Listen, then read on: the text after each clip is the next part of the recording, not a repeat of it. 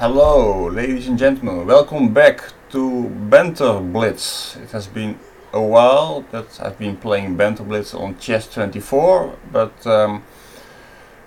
well, it's nice to be back and to see how you guys have been doing, if you have been working on your Chess24 tactics or not. Probably not, but well, I guess you all have been following the World Cup, full of surprises, and well, it's still a nice event to follow. We're going to do some Banter Blitz today, and I promise I will be finished before the Champions League football will start, just in case. Because of yesterday, I'm now wearing my Barcelona outfit. Not that I'm a Barcelona fan, but my family-in-law is, so sometimes you have to keep people happy and satisfied. Anyway, so let's play some Blitz and let's go to see if somebody is there to challenge.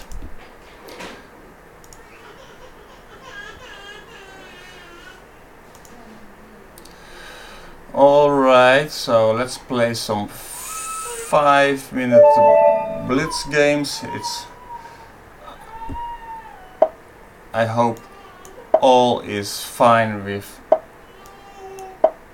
the sound and the view.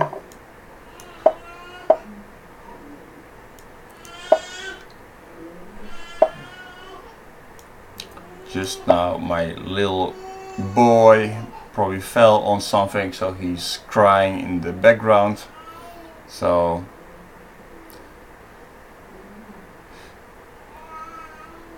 I hope all is good. Yeah, this is my main problem, that I'm very much worried that something goes wrong with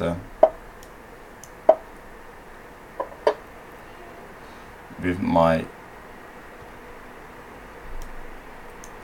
settings, because my little boy, he likes to slam my keyboard from time to time.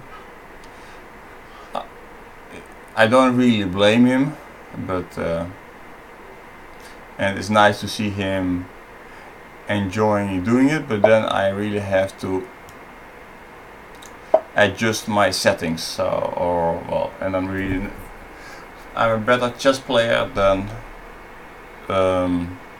I'm good with computers. Okay, let's first talk a little bit about chess. In this game, that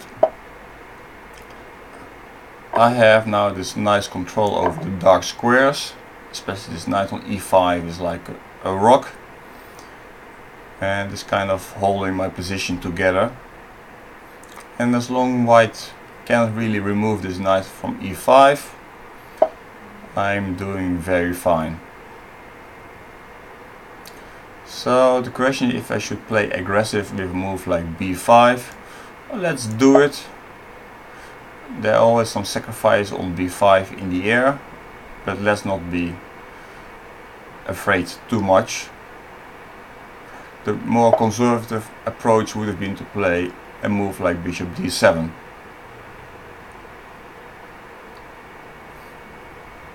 So, because I believe that my bishop on b7 is not really doing anything anyway. So, okay, let me check if all is good. Yeah, my tech guy says all is good. Perfect. So now it means that we are ready to shoot and to kill, of course. We're going to make a very nice hard session for you guys. So I'm just playing rook b8 and I want to kill this guy with some b4 move. So let's see. This is a bit weakening move. He can now kind of jump back to c3 and try to attack my b5 pawn. But I didn't want to allow this knight to b4.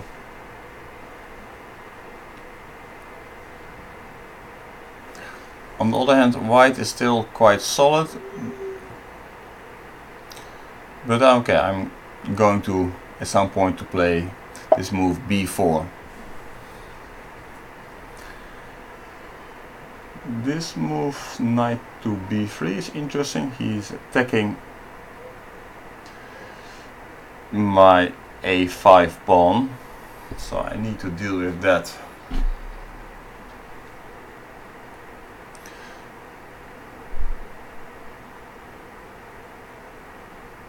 Okay, let's just play some aggressive move. So okay, because I'm going to also to hit on b2. So now he can go queen takes a5. Probably I want to play queen to b7, and then his knight cannot move because of mate on b2. If he goes move like knight takes a5, I will attack this knight, and his knight has no place to go.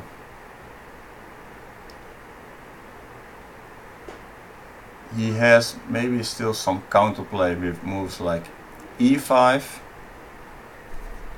That's something I should watch a bit.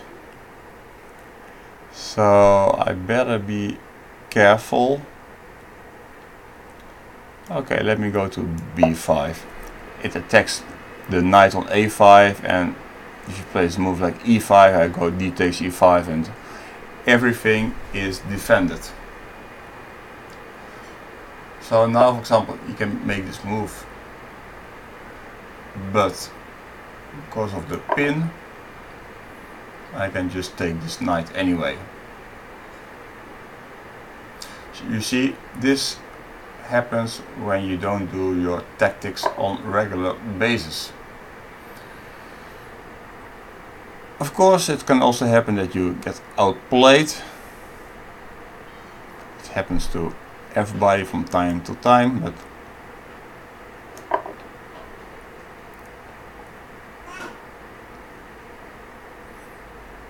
and we are looking very comfortable here.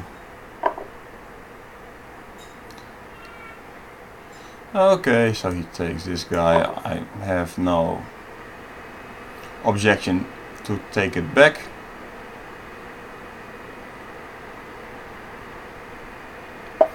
And we are just a piece up. Okay, now I'm going to liquidate into some endgame with a piece up, because now I'm threatening mate on b2, and this is just an easy game.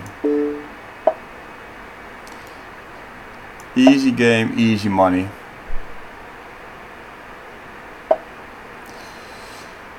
And Mr. Sacho can go home soon.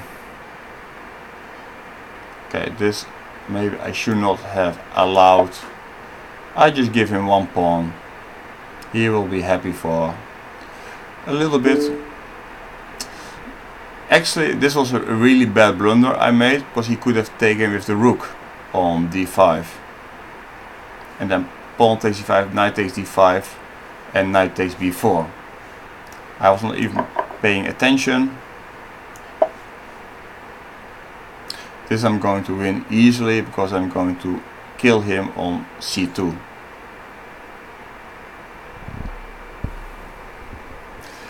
But yes, it was a very bad blunder. I have to admit, I also didn't do my tactics, but on the other hand, I worked on my tactics a bit more than most of you guys, so I was excused. Yes, g4 tried to stop me from playing bishop f5, but this guy is going to be passive soon, and we like when our opponents have basically what is this? This is nothing, so we're just going to attack c2 pawn, And we're just going to mate this guy. And I like to keep my promises, and you're mated. Okay, this was a nice beginning. Let's take on the next guy.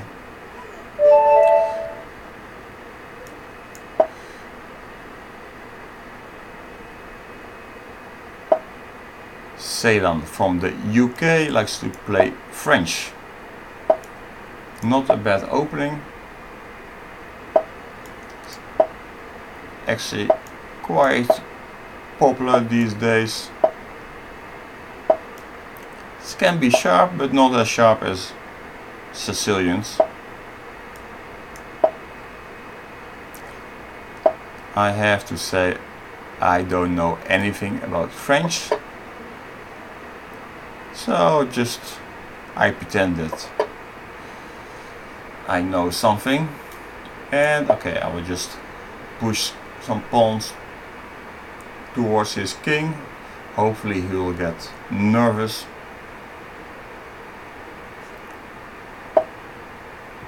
And he gets nervous because I don't know exactly why he played this move, but I want to play now g4, and I'm going to attack him on g7.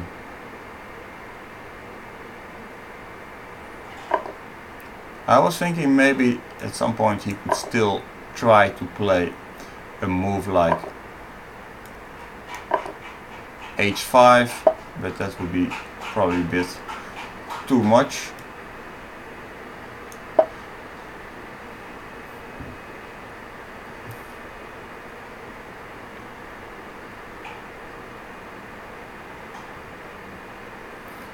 So I'm getting the pair of bishops.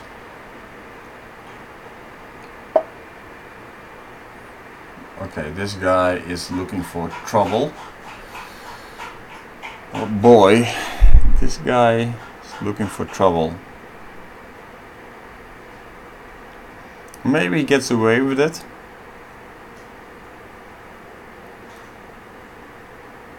c3, he's going to play queen a5.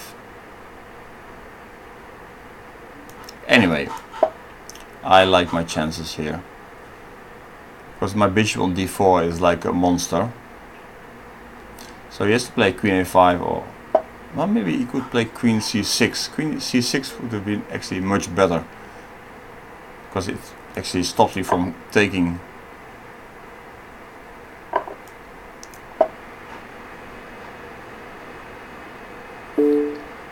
Yeah, so and his pieces are really bad. Look at his bishop on c8, this knight on d7. Okay, knight goes to b6, but okay, then what?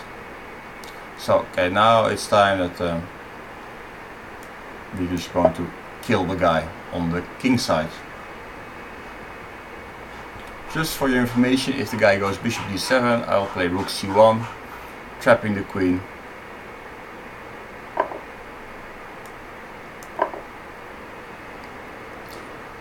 All my moves are going to be very natural moves.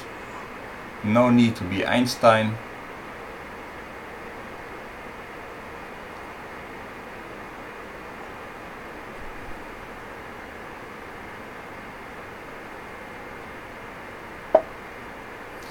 And yeah, I think he didn't have the live stream on. Like I said, I'm going to trap his queen after bishop d7.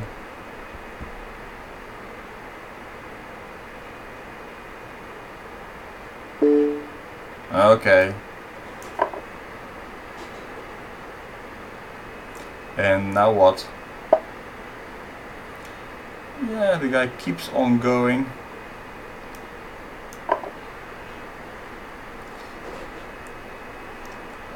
Yeah, and now we're opening up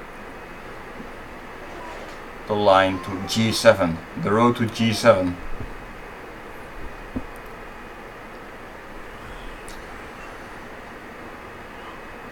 So that's it. Yes, thank you, Mr. Ceylon.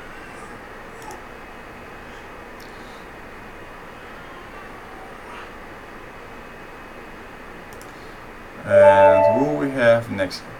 Generaal. Let's say, sounds like a Dutch. What's this? He passe from France. He's playing the Knight's Tango.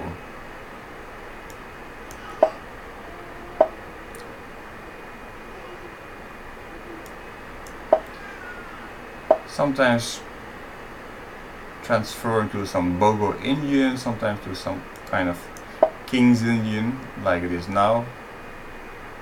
But he used his E6 move, where you normally play D6 and E5.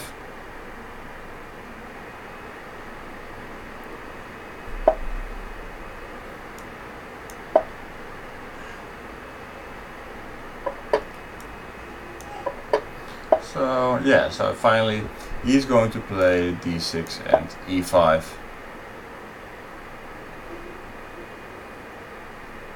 The main difference is now that he has pawn on E6 instead of on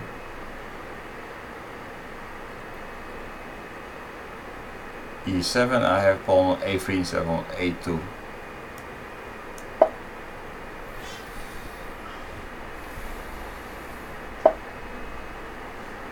Yes, we have some waiting game going on here. Okay, let's take the center. Let's see how we'll react to this. So this really cannot be good. What is this knight doing there on D8? Completely out of play, this knight.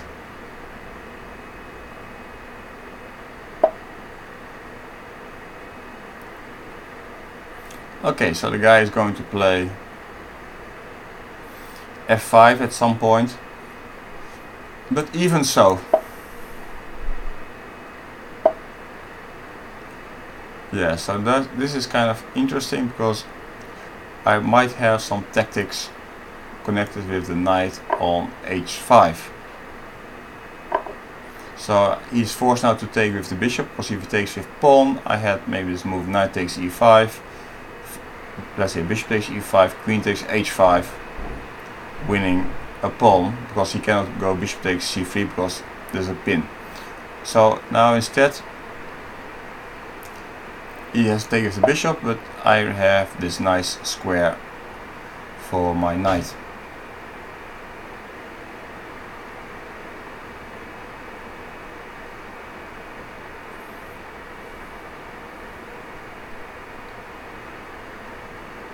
Okay, situation is not that dramatic yet, because knight on D8 can go to F7. Still, then has to be seen where is this knight going to. This move I don't really like, but that's, I would say, anyway, to be honest. So let me just put some pressure on his queen side. Sometimes I have some ideas to play C6.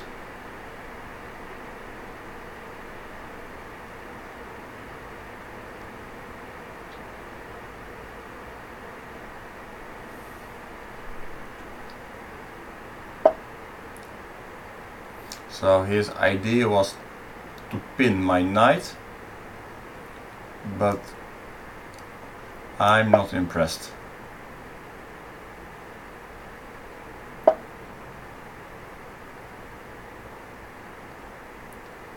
And I will just move this knight away.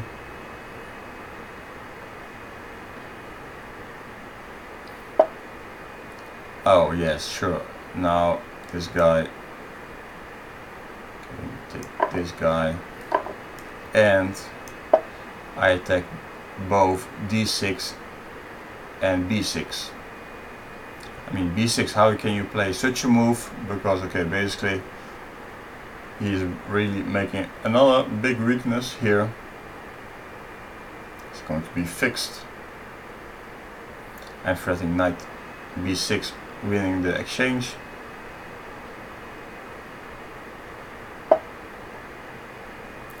Okay, some people don't want to listen, and this knight on e4 is protecting f2, of course. And let's take one more pawn, why not? The massacre is in full progress. So okay, he wants to change the knight.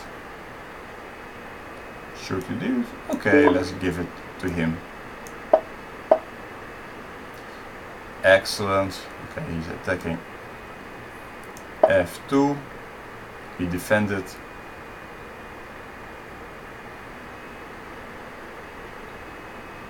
No worries here.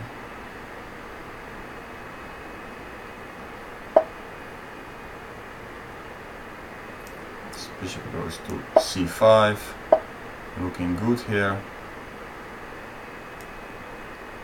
And let's check how he's going to stop me from playing rook to a8. So we crush him from all the sides.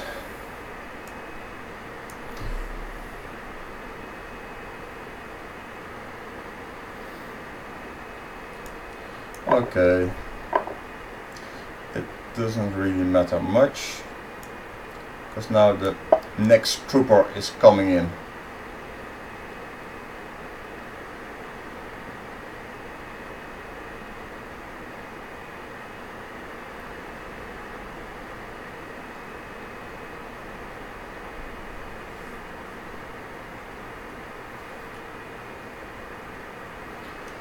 So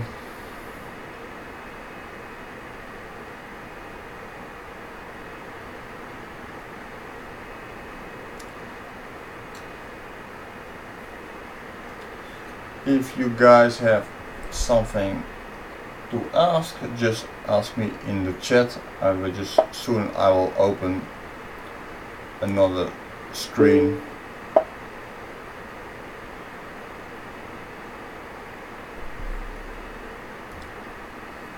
Okay, so this guy is trying to hang on somehow.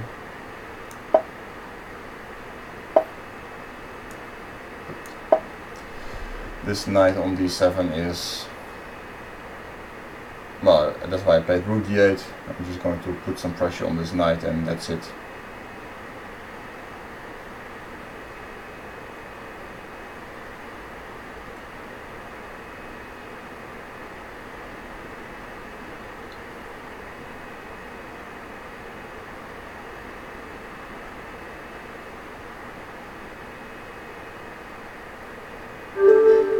Yeah, so this game is over. So okay, so let's go to the next client.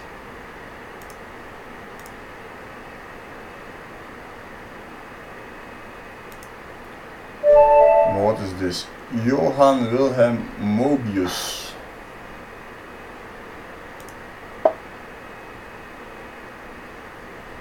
Never played with him before. Let's play the Scandinavian for a change. It's an easy opening to play, very simple. Just have to develop your pieces. Once you have developed your pieces, all is good.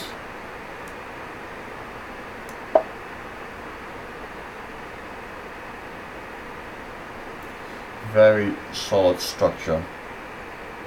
Very good opening against very aggressive players.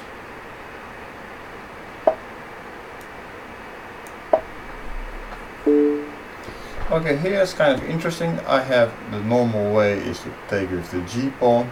I like to play a little bit more aggressive.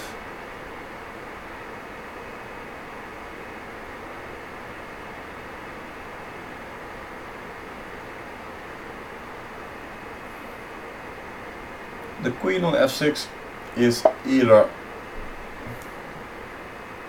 very well placed or exposed, so we soon we're going to find out what it will be.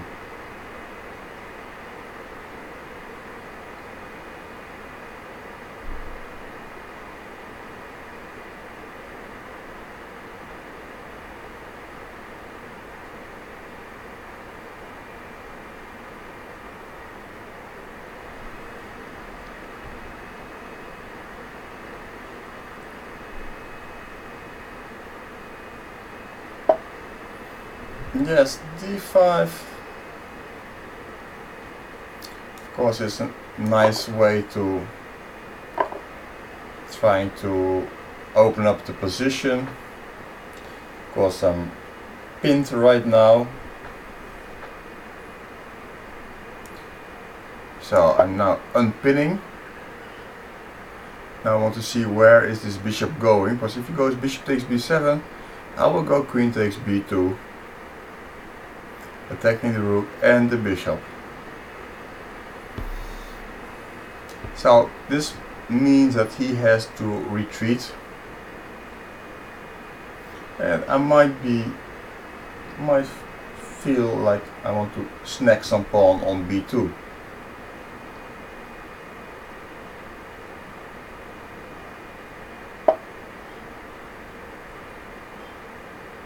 Actually, that's a good move. That is, I have to admit, not a bad move.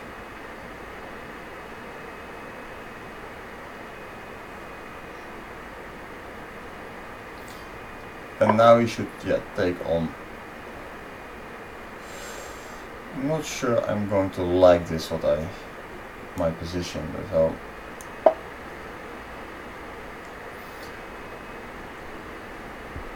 Probably I had to play after bishop c3, bishop b4.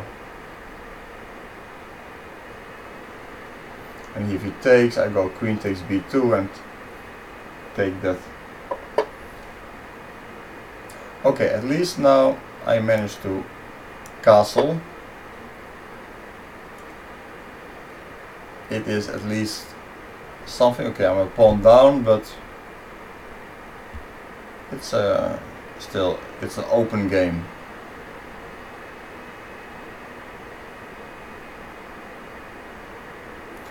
Anything can still happen.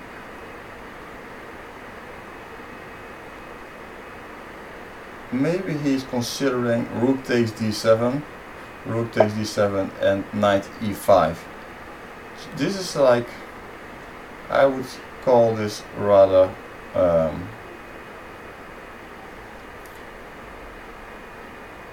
passive move.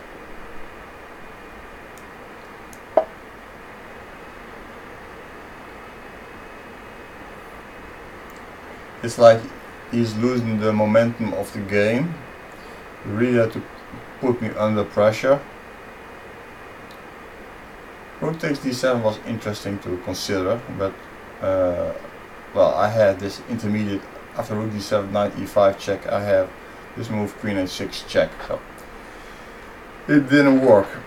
But if I were him, I would have played bishop c6 anyway. Because now I think I'll just collect some pawns. Oh, not this was bad move, bad move. Very bad move. Rook g1. And well, I have a problem on g7.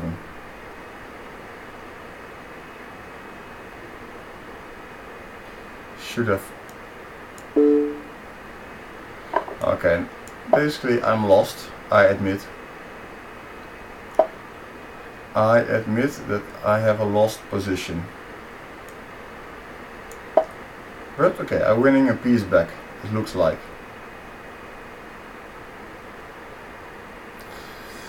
Being a bad boy, but I'm winning a piece back, and it's not easy still. I have a rook and a bishop. I like my pawn structure.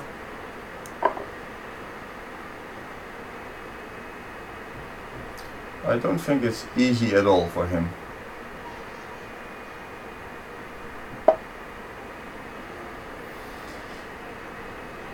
And my opponent, he is looking for some trouble. Let's give him check. Yeah, now I'm winning.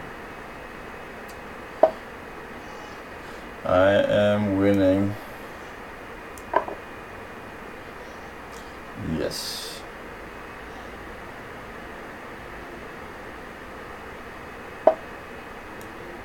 Okay, let's just take the queen. Yep.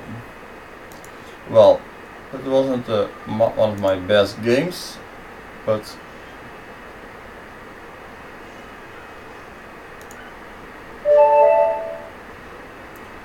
okay, we have a guy from Norway.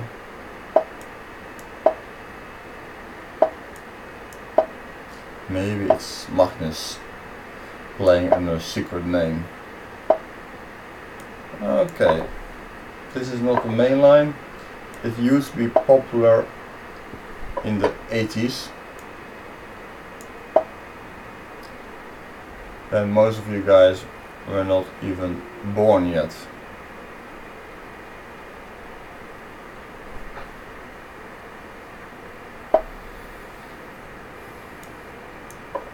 And we are trying to, my opponent is trying to play classical chess, but I just like to play extremely aggressive. Soon we're going to try to kill him on the Kingside. And there we go. Let's go, girls. Yes. Okay, seems that he doesn't care at all. Interesting. And we have a target on g6 now.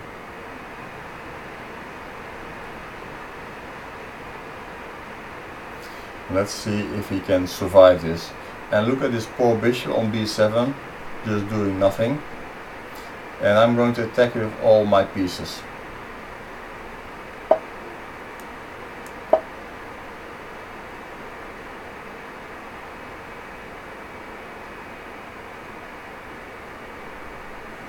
So the next could be like rook to g1 and then some taking on f7.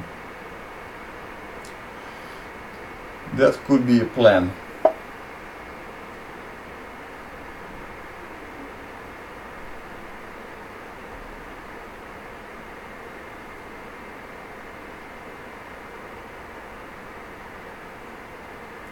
Okay, anyway, I have to move my king, because once he takes on d4 and if I take back, I will be in the pin for this bishop.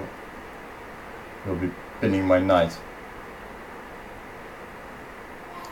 Just some small prophylactic move.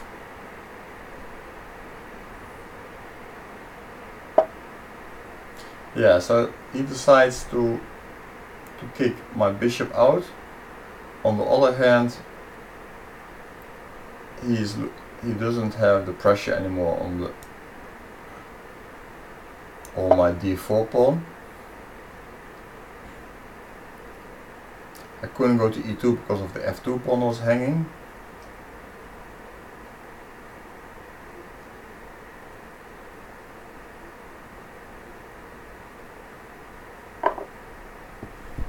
Yeah, so finally he couldn't take it anymore, and well, we have now an open H file as well.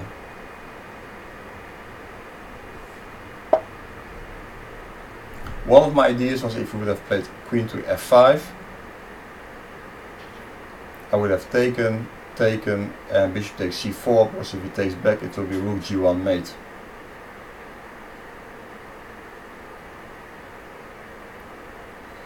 Alright, so I'm going to attack him here. He defends, at least he tries to. And yeah, let's try to shake him up.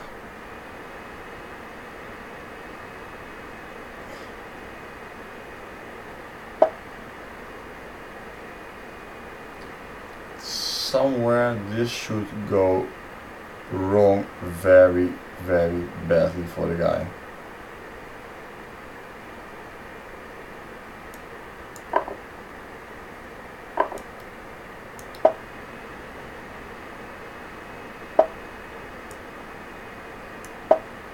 He has this big weakness on g6.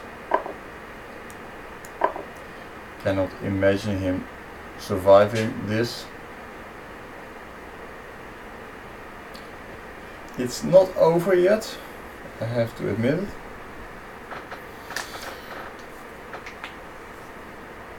But it doesn't look good.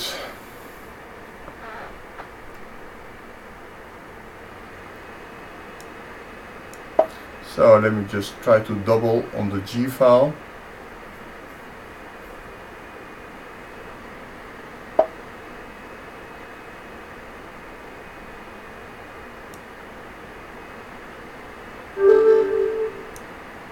Yeah, actually I didn't even see the rook was hanging, but yeah, because I was more focused on how to attack the g6 pawn. But thanks for resigning, I appreciate that. Alright, dr6. Let's play some, also from Norway. Let's play the Pirch. So we have a classical Pirch.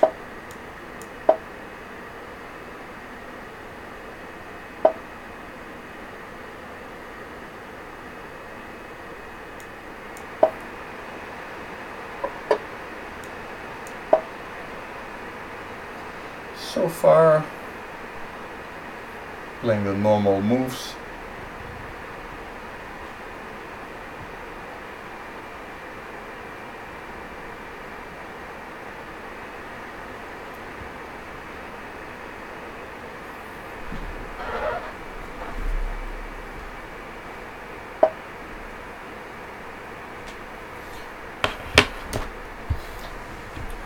Let me check how active you guys are in the chat at the same time.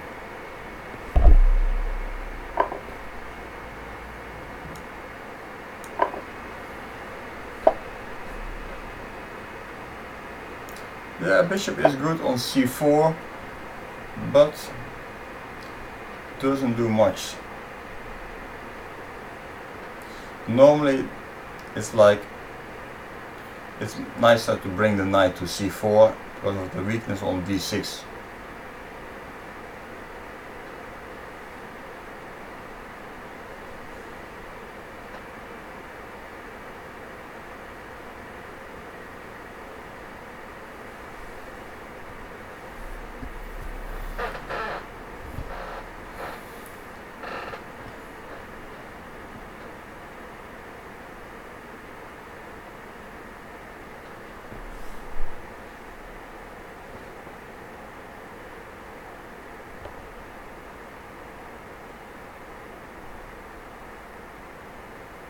So white has to come up with a plan, and actually my plan is kind of simple. I just develop my pieces. I am attacking this e4 pawn, play rook to open file. And actually my knight actually wants to go to d4 at some point.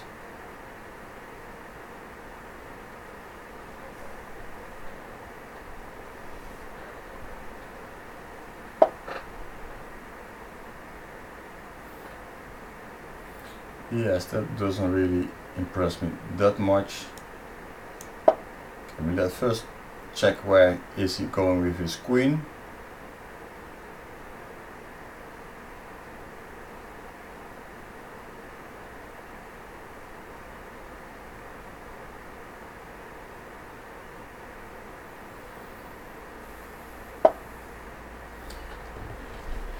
And that's an interesting move because it stops me from playing moves like h6.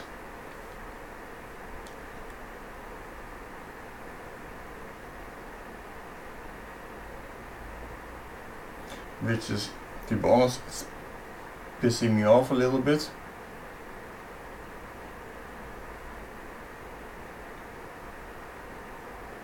Okay, let me just get rid of this bishop.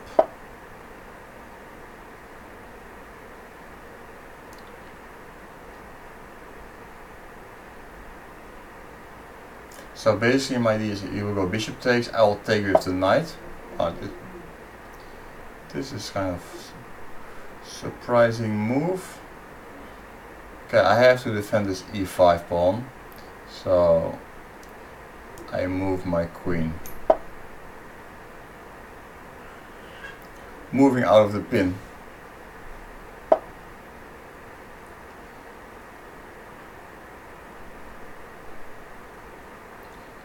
Okay, so I was thinking about playing h6, but maybe then he takes on f6, so that's maybe not so great still. Does he want to play knight to g5?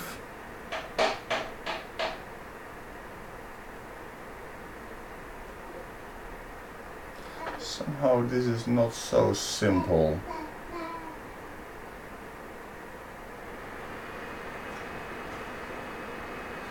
Not so simple.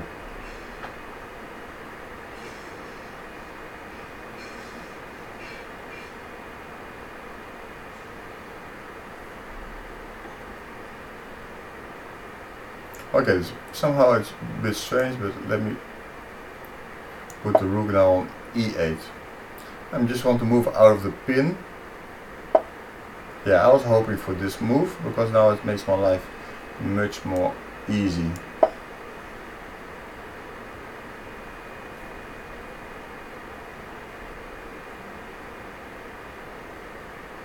I was mainly worried about some knight g5 move, to be honest. And now I just stop him from playing knight g5 moves.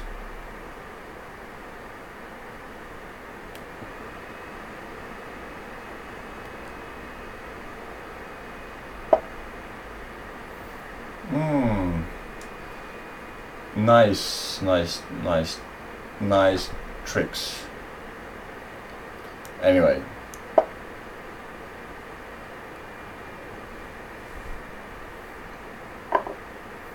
I'm just rerouting my knight.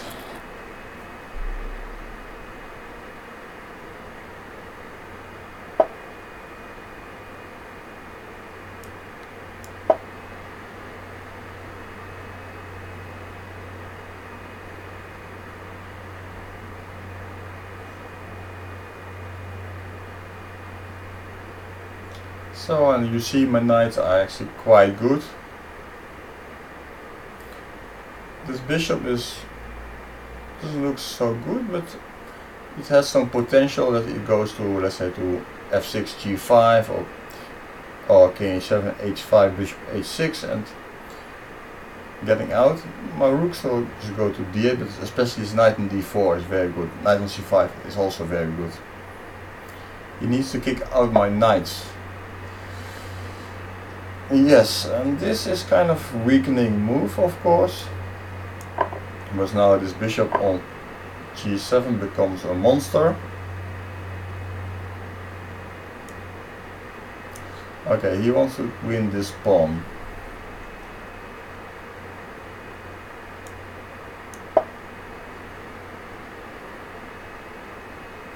But I have some tricks on this diagonal.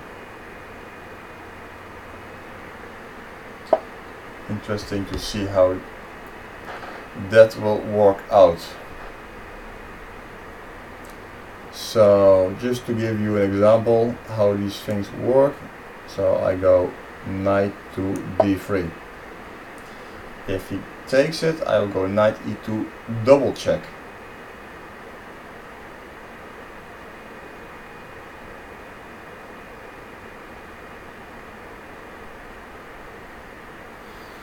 Yes, my friend. And now what? Yeah, and double check.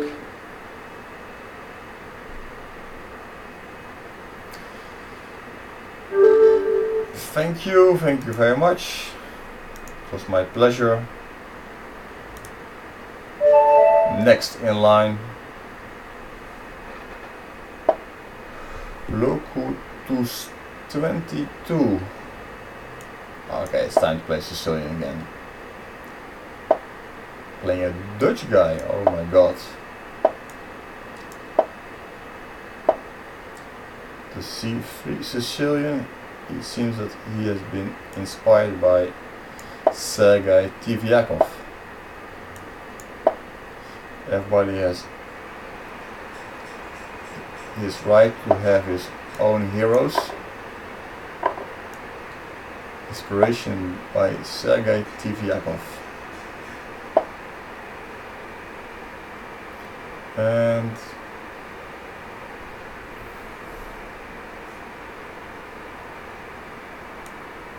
okay, let's just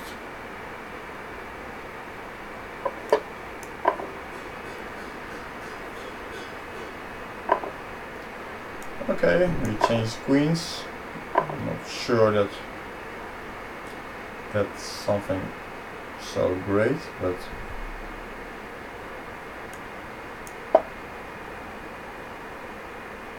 for me at least.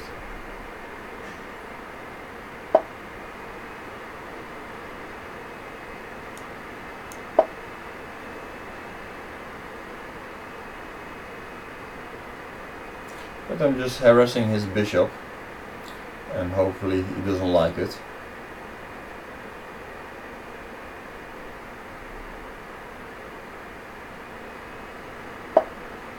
And okay, I'll just keep him busy. I don't want him to play, let's say, knight e4, and let's see how he solves this problem with the pin over the c-file. Also, by the way, you have to practice your endgame, because today I saw also an interesting game between Levon Aronian and Daniil Dubov, and Aronian reached a technical winning endgame, but it looked like that he didn't know how to convert it. Then it was, I think, even a draw, and also his opponent didn't take his chances.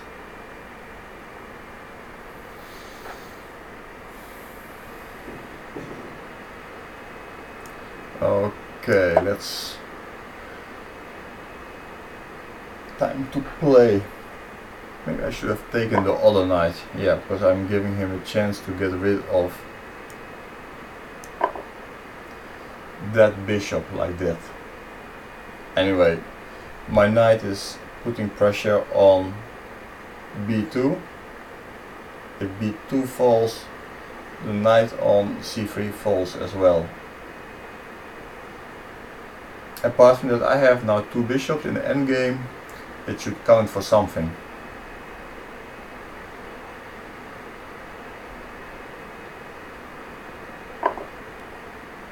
Yeah, okay, you just grab a pawn.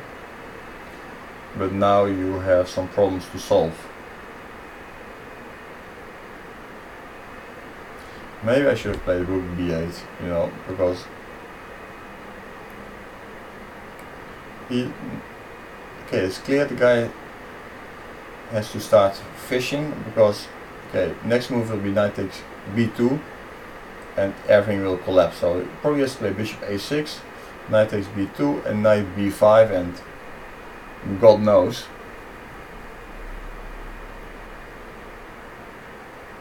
Maybe he still has an exit like that.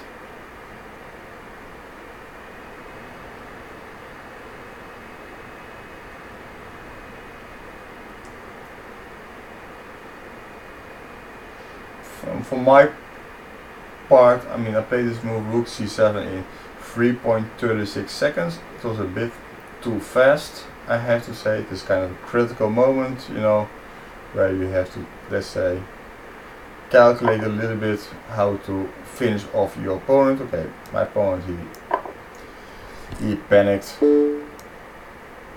giving some checks, and well, it doesn't get any better. to say the least.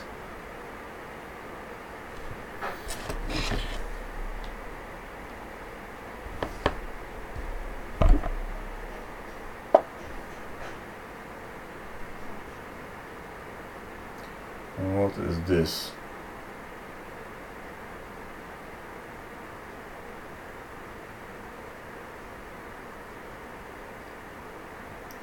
Okay, let me just change this rook.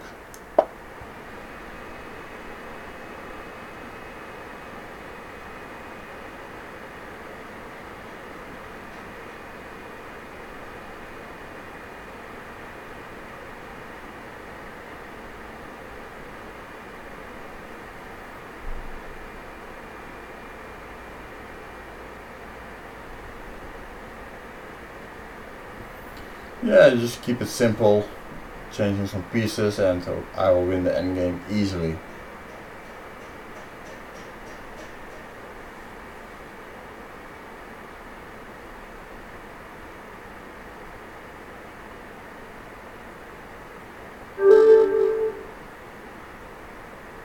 Yeah. Okay, it's time that we get some more serious opponent. Galactic. Switzerland.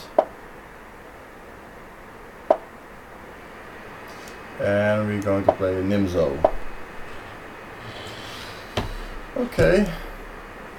Let's play some classical chess. This could be some boring line.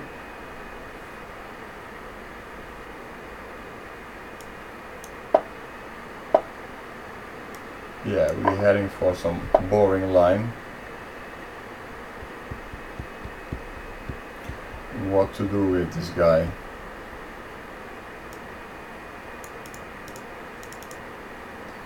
What to do? Probably he knows some theory, but okay.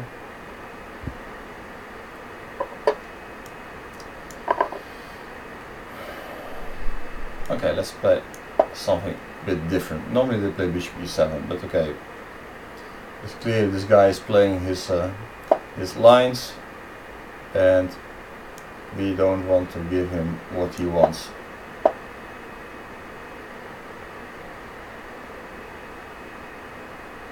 Okay, he's doing this anyway.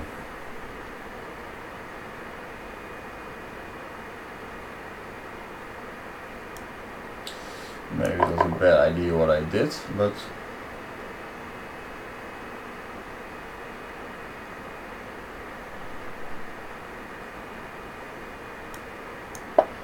okay.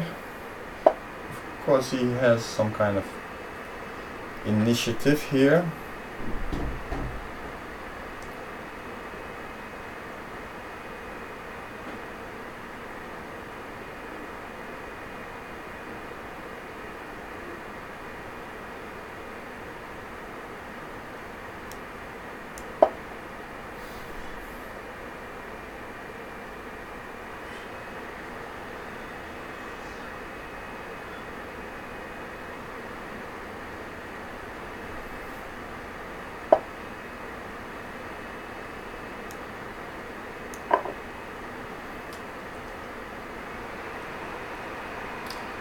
Yeah, he has some pressure, of course, on my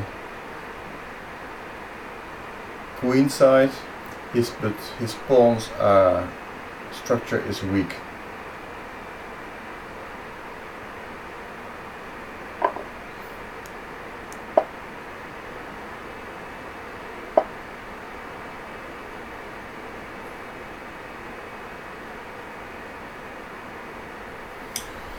Okay, so he wants to play some endgame.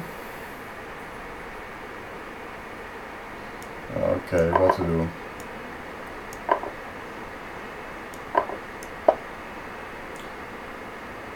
Still, I like these kind of endgames where it's like 0 chances that I will lose, in my opinion.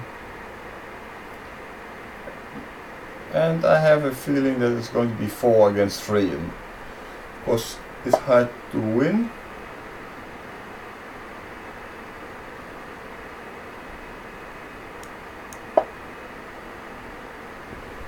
but this move rook b5 was not very good.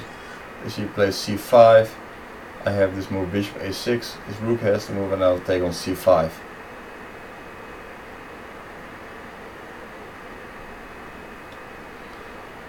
And now already I'm threatening to grab the initiative by playing bishop a6, rook c8.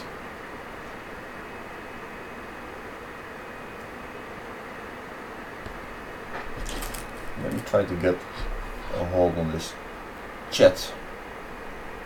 If you guys are saying something interesting or not.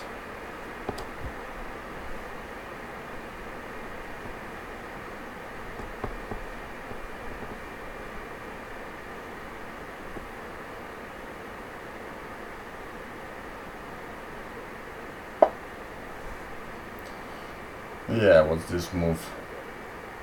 Prophylactic, very good. Very, very good. Okay, and the move I'm going to make now is probably not, but I'm weakening this b6 pawn. But I like to play bishop a6 with tempo.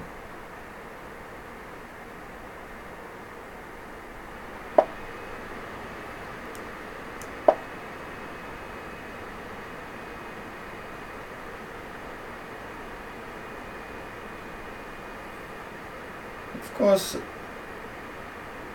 chances to make draw here are still quite good. But okay, you see, it's already. Well, I have to take this guy.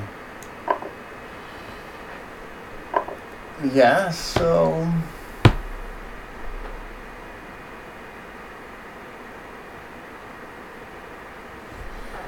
It's still close to a draw. Let's keep the rooks on at least. Let's keep the rooks.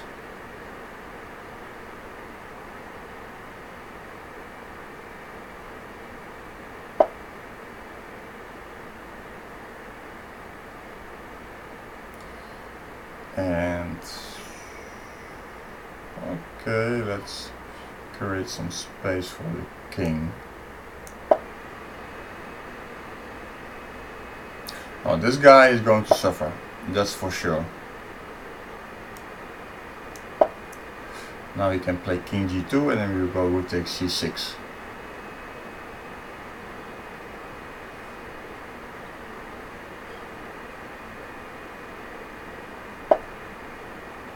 Okay. It doesn't really matter. Like I said, we're going to give him some little tactics. Check and check and say bye to your rook. Of course, it keeps on playing like nothing happened.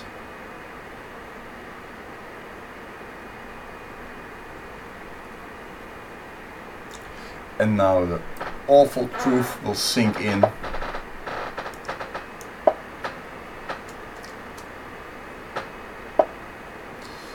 Yes, sir. Check. And mate is there.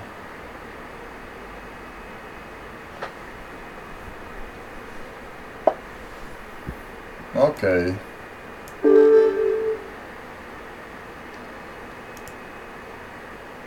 Excellent.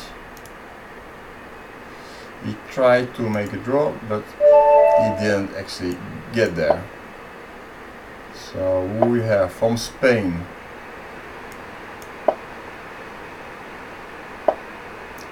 And let's see, Kingside or Grunfeld? The Grunfeld. Alright.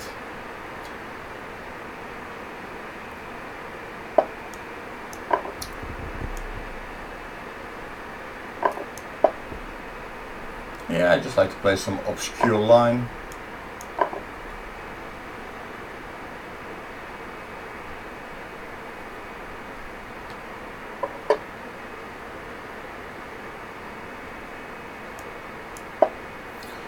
And normally in Grunfeld, black likes to attack d4, but in this structure I'm extremely solid.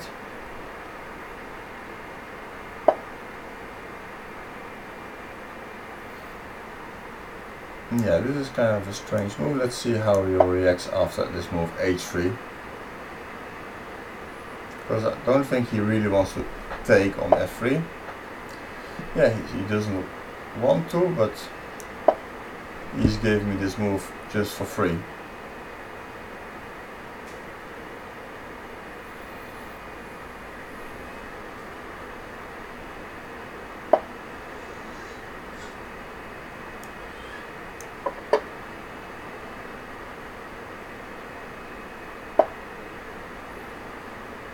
I must say that my opponent has some weird ideas about how to play the Grunfeld, because normally your bishop on g7 should be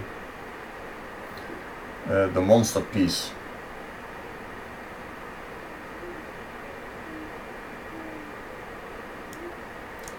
So I just like to play natural moves, and now it's time to push my center.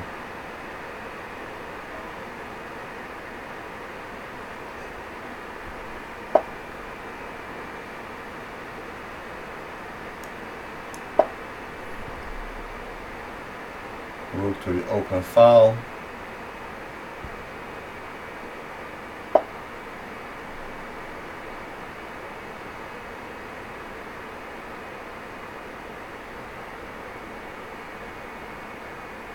Okay, let me just start pushing the guys. Okay, excellent. Okay, maybe he can still, if I play d5, maybe he goes, should not have done that, c4. That was probably not so great.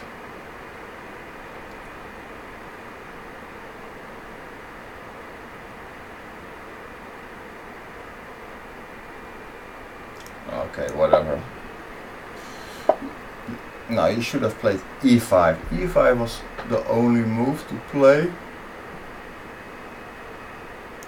So now I'm going to try to kill him in the center.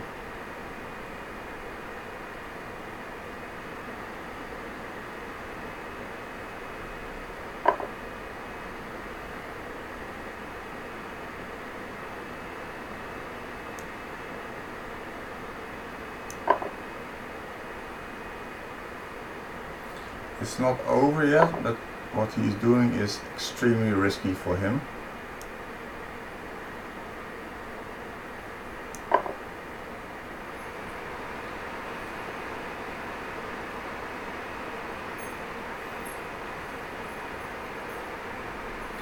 My only problem is that I might get pinned somewhere.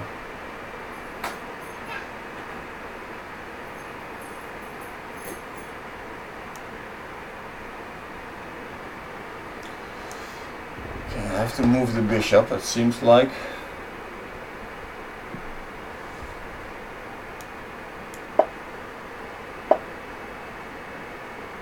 Yeah, that's what I thought, that I would get pinned.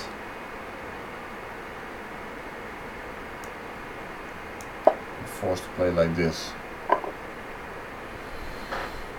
Okay. Okay, boy. I'm going to play like this, huh?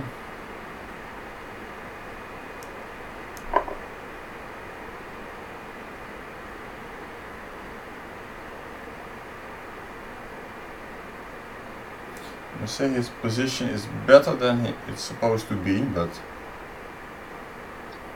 I think that's my fault.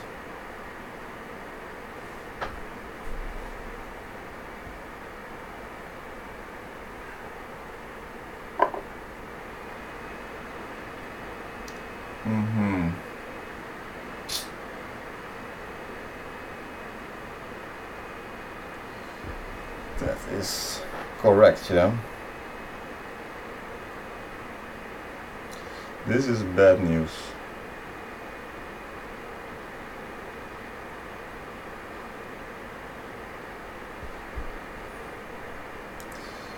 Okay, what to do? I'm going to be pieced down.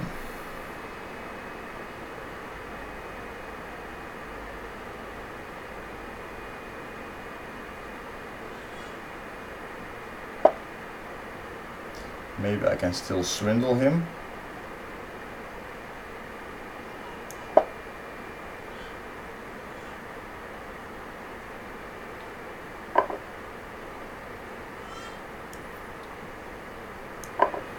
Okay, he's just giving up this bishop just for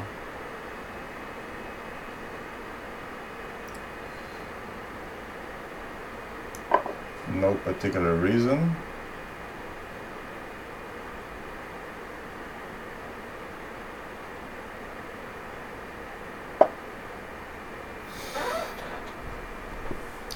Still have some chances of survival here.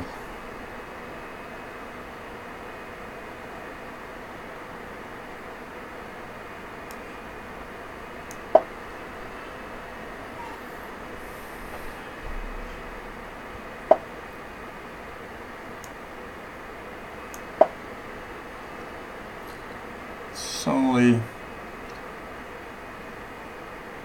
we are back in the game.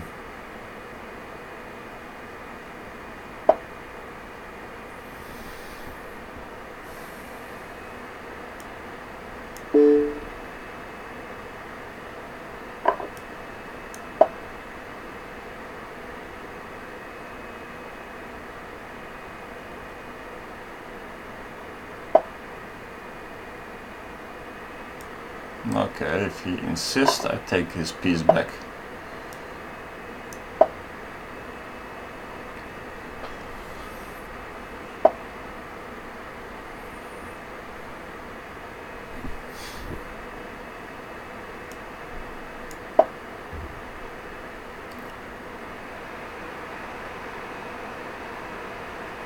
We don't have that much time, but my position is very good.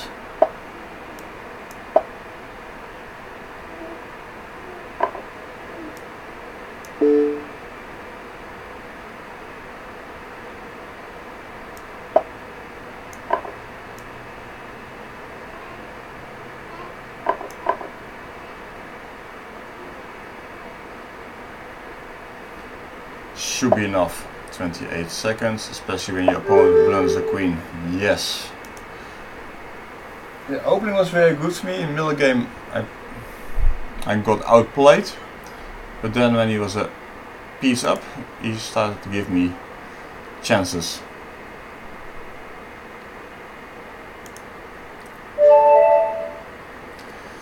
GB Company.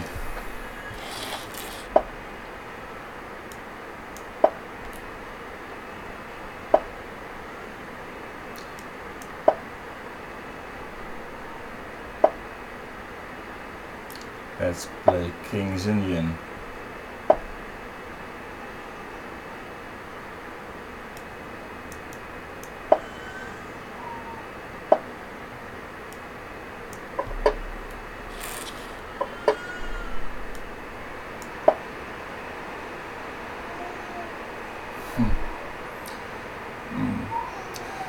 Just a moment. Okay.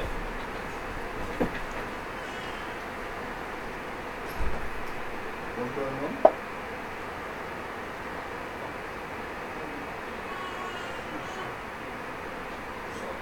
Ja? Gaan we even een potje schaken, ja? Dan gaan wij even een potje schaken. Maar nergens aan zitten, hè? Oké, hè? Even kijken. Nee, even kijken. Zo. Dan gaan we even. Nee, we gaan even schaken. Nergens aan zitten. Nergens aan zitten. Zo. Hè? Moet je goed opletten. Hm? Ja. Goed kijken, hè? Hoe papa speelt. Ja. Hm? So my little son wants to watch a little bit, huh? Hm? Ja. We are attacking here. Hè? Ja. Hè? Zo. Ja. Oehoe. Hey.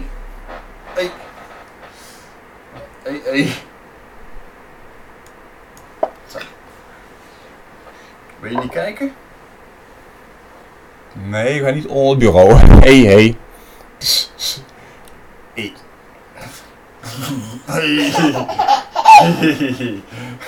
Mafkees.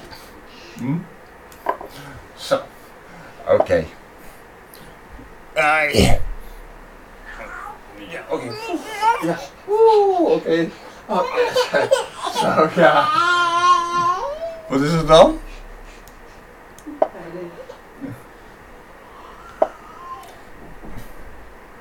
Okay, I had some small assistance from my son, but he's a little bit tired.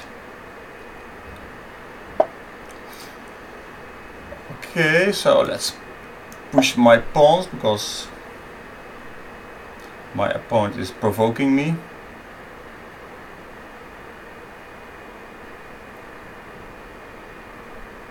Actually, he has a very no. I had some very strange ideas, to be honest. Okay, let's just push my Kingside.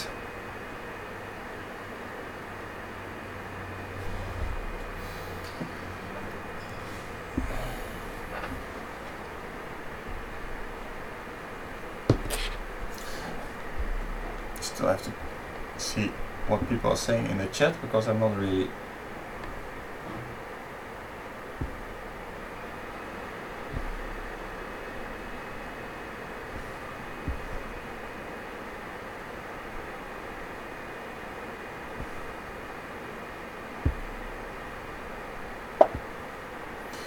yeah, he's attacking my pawn wing. It's interesting, but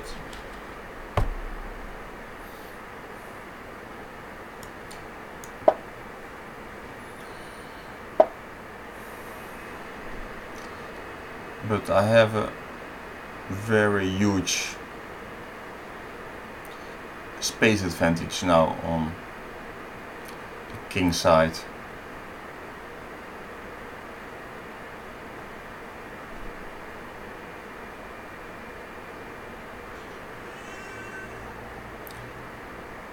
Just trying to figure out how to continue here. Actually, I just want to play a6. It's a bit of a strange move, but I like to stop him from playing knight to b5.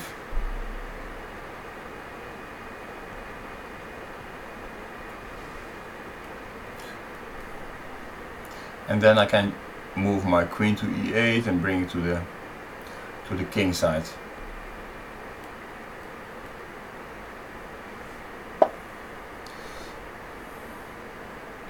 Yeah, so I was expecting him trying to break my pawn wing, and so I want to defend it.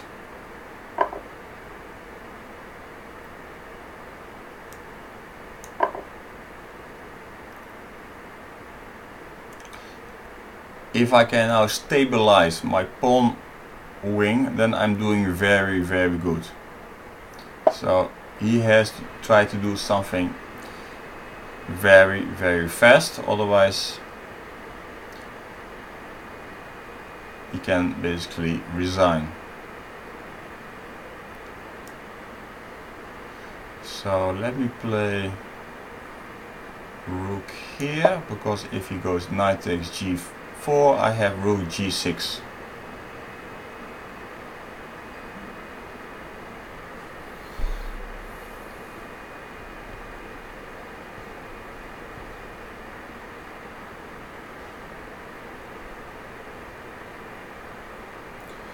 Let me say what is going on in the Banter Blitz,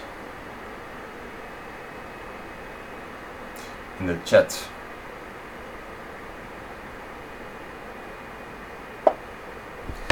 Yeah, h5 is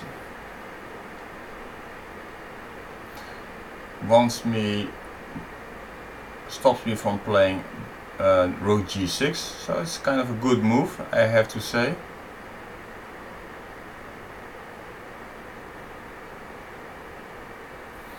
It's interesting because it's not very simple now. Not at all. Okay, anyway, let me first bring my queen. So I'm bringing my queen because, okay, I have to protect my rook on f6. You see now the point of playing a6 is he doesn't have this knight b5. And what's this? He's doing it anyway because he has what? h6 anyway.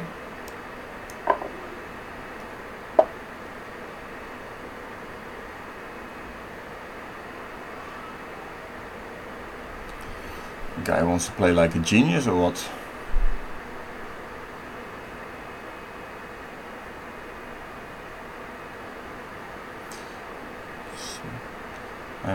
I'm getting scared now.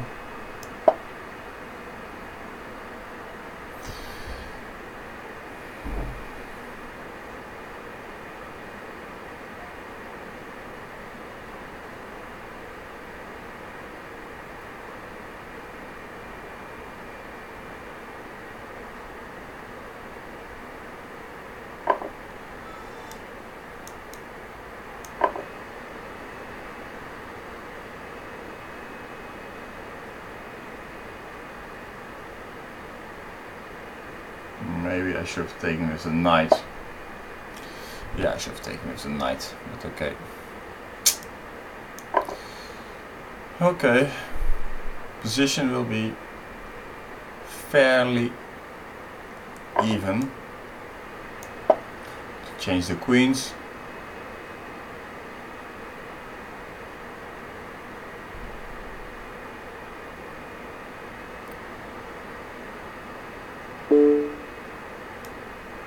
Yeah, this is not good. Now he's just a piece down.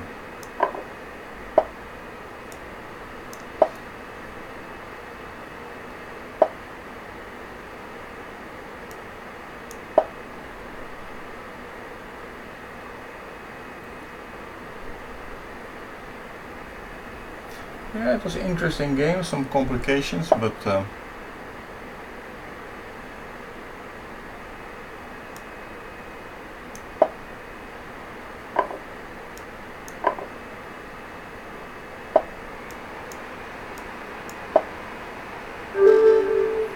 yes, you ran out of time.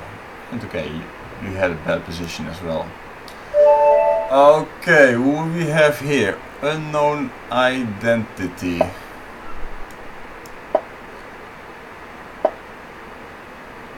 From Czech Republic.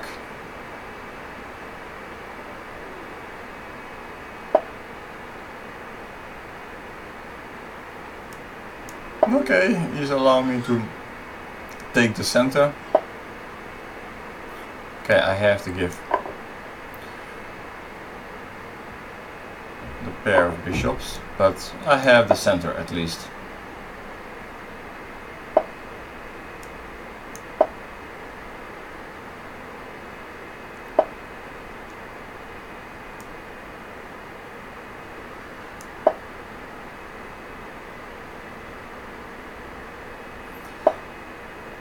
If you have the center, the main question is, can you hold it or not?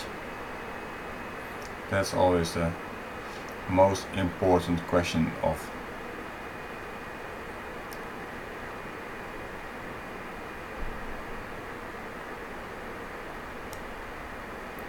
Okay, I'm not afraid of this pawn pushing business.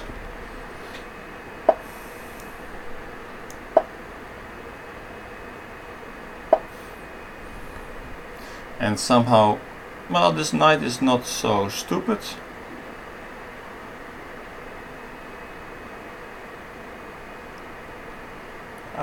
Let me see how I will proceed from here.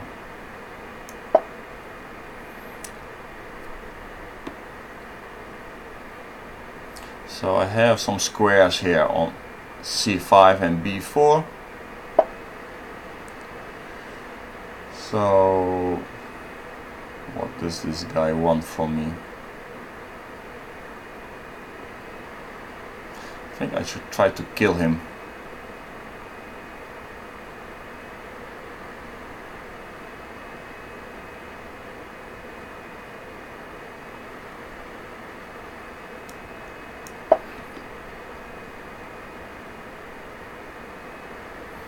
I have to try to kill this guy, because he's so undeveloped.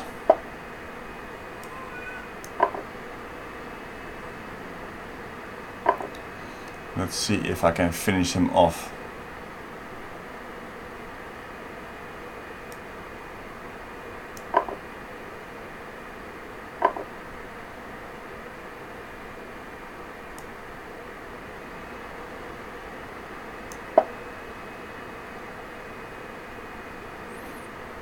Okay, material is very unbalanced, I have to say. If he can get his king into safety, he will be doing very fine.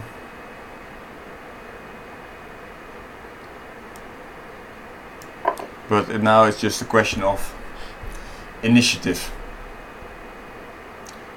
So okay, I'm going to attack this guy.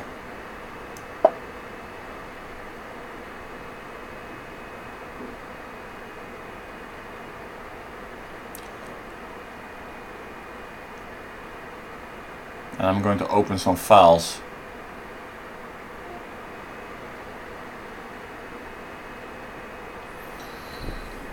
So this is kind of interesting game. Okay, materially wise it's kind of equal, but I have a nice initiative. So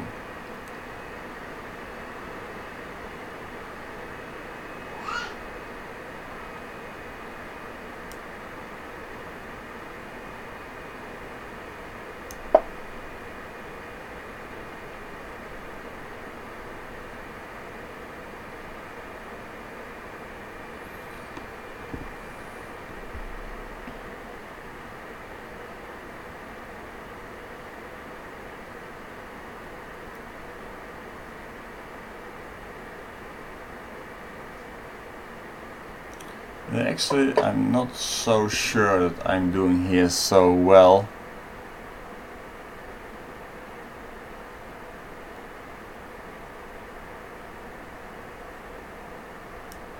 Okay, I have to take this guy. He will play queen f5 and take on e5. It's a crazy game, that's for sure. This move I was actually quite happy to see.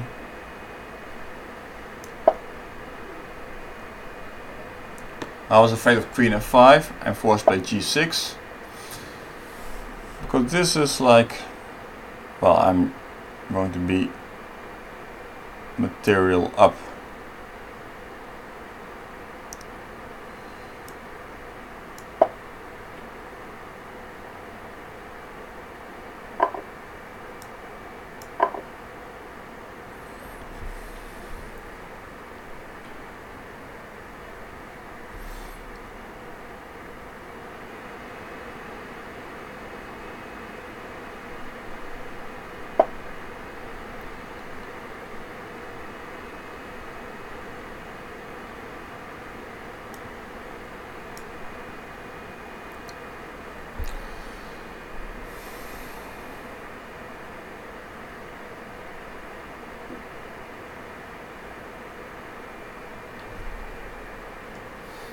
Yeah, of course he still has some initiative, that's obvious.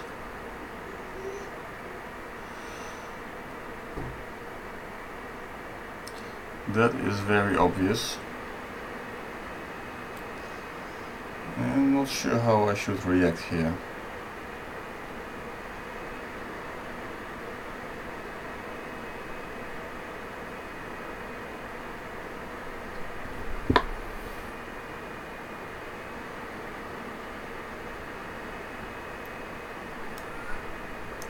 This looks like the way to play it. But okay, it took me like 1 minute to play this move, which is a bit much.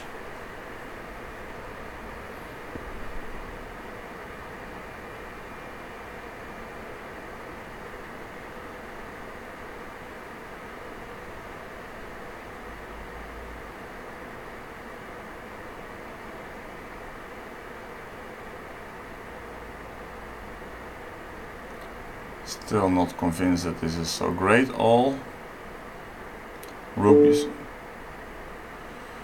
b7 was kind of scaring me.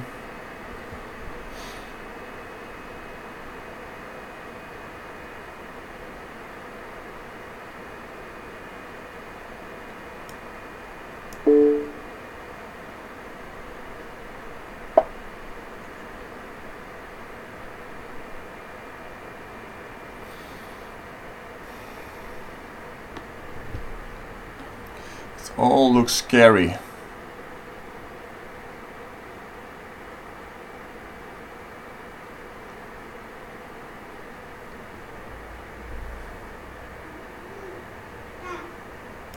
It looks bad. It looks bad.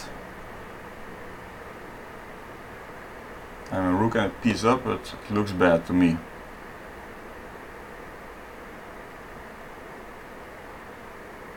Probably I'll just be mated. I see some g6 in the end.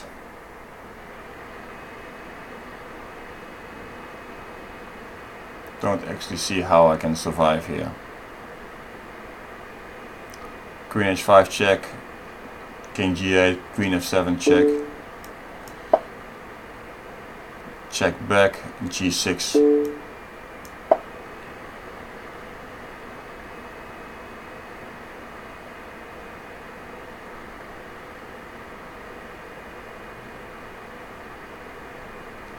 Don't see how I can stop the mate.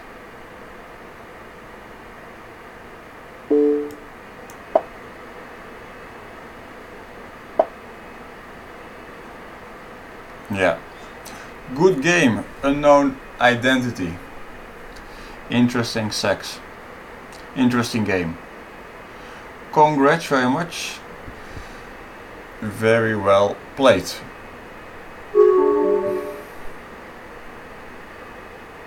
Sorry, I couldn't find the resign button, but it's not the button I'm using very often.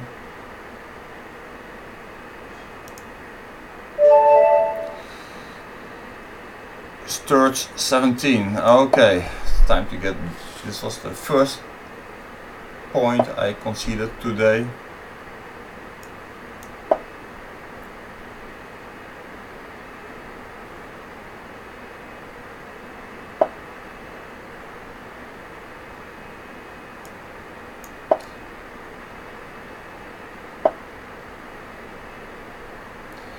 So we play some queen e2 against the French to see, to avoid some theory.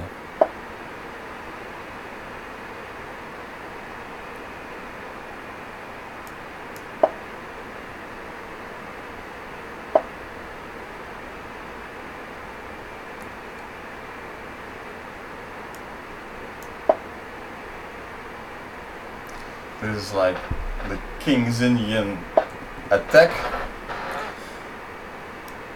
I used to play like this myself as black, but it's not very funny, to be honest.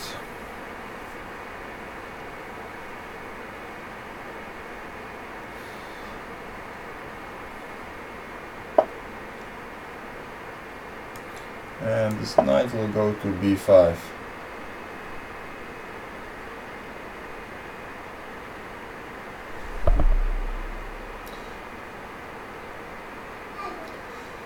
By the way, the name of my guy was Niklas, but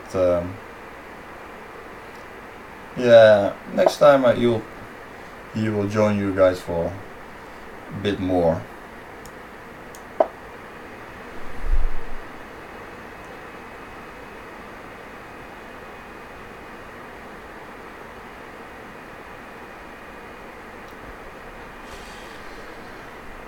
So, any news from you guys?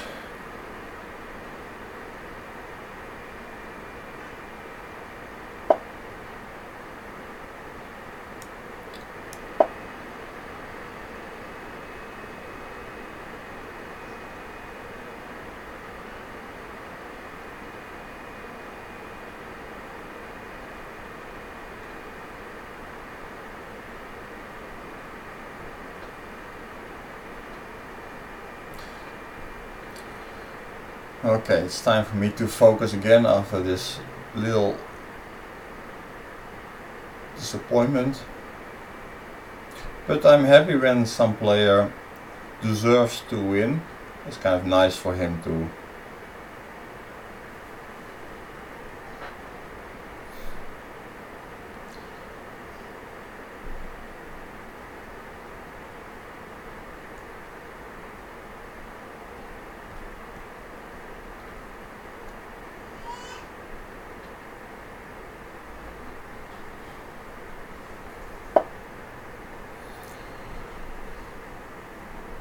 Alright, so should I play this knight b5 or should I keep it in store? Oh, I just wait a little bit to see what my opponent will be up to.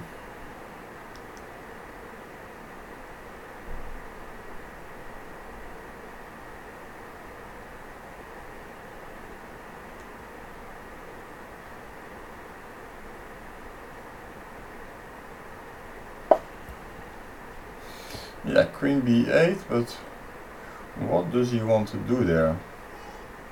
Okay, let me just play knight b5 and ask him some questions what he wants to do with this knight d6 check threat.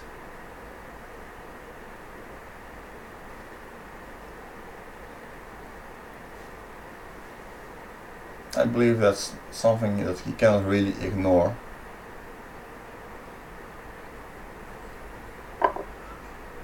Yeah, so he couldn't take it any longer. But this knight probably is going to put it on a7, which, well, this knight basically has no future. If it goes to c8, where it will go next? Can it go to d6, so he has to go to e7. So in order to go to e7, this knight has to go.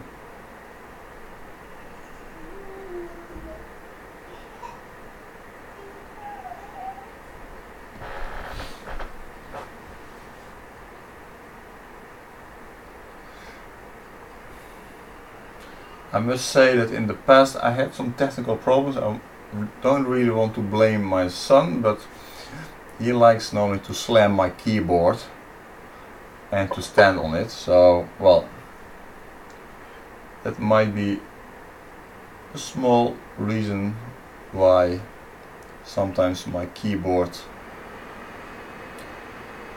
is making some protest.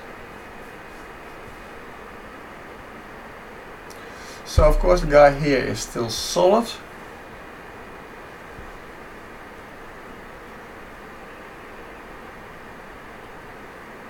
Not so easy to break through it.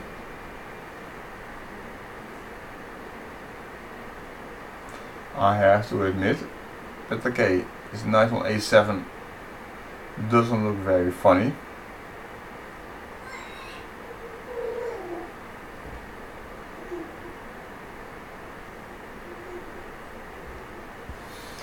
Okay, let me just test him here. Because I want to, I want to regroup my pieces. Actually, I want to put my bishop on c3.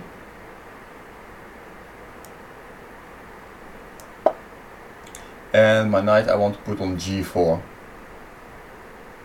Because I don't want to allow him to play knight to d4.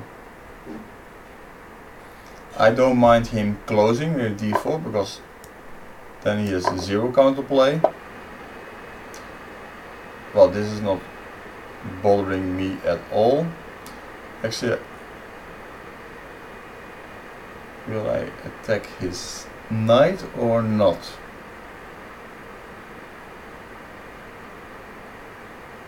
Because I don't want to move my bishop.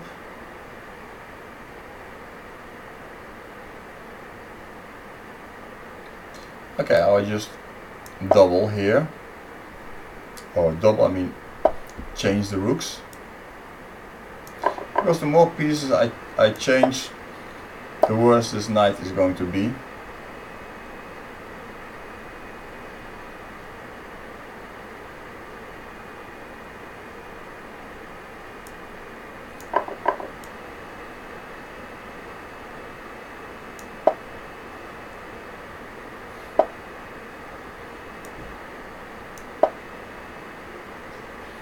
Yeah, and so now I'm completely controlling the situation. Yeah, he puts his knight in d4, not doing anything. Doesn't scare me at all. Okay, I just sidestepping some checks.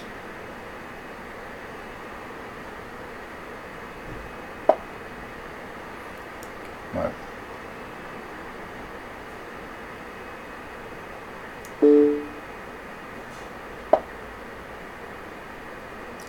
now the question, should I take that pawn or not? I will just attack this b pawn.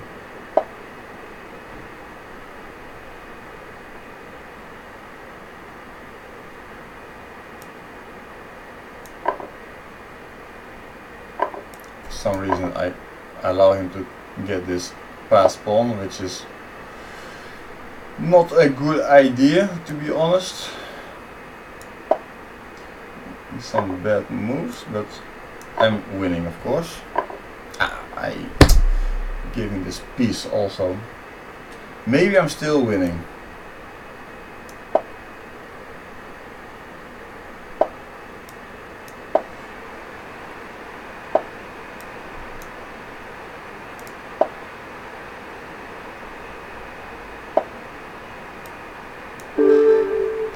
Yeah, I was still winning. End of the game was not so great.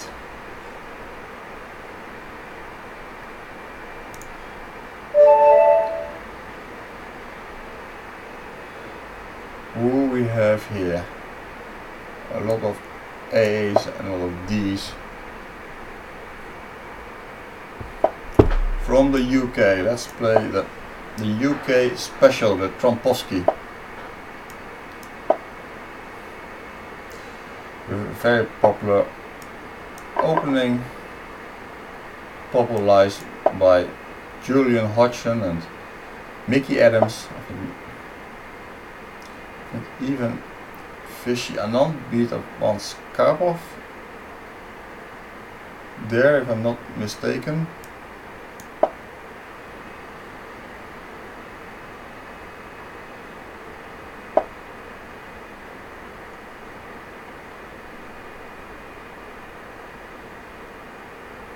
Okay, so this guy is asking for it.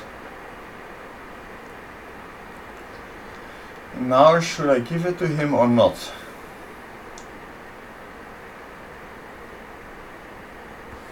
Okay, let's first push this guy, let's see where he's going to.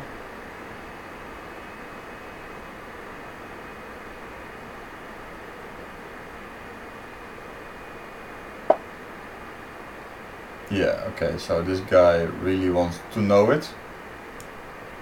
Okay, you can take that pawn. Not even interested in taking that pawn. Normally it's like when you say A, you have to say B. I mean, what's this queen doing there on h5? Completely out of play.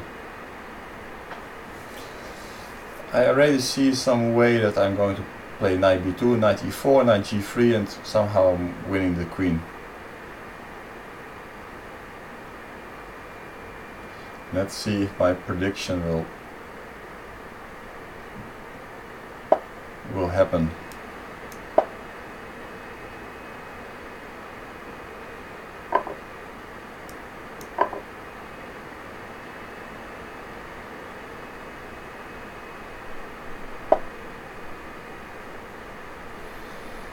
Okay. Okay, senor.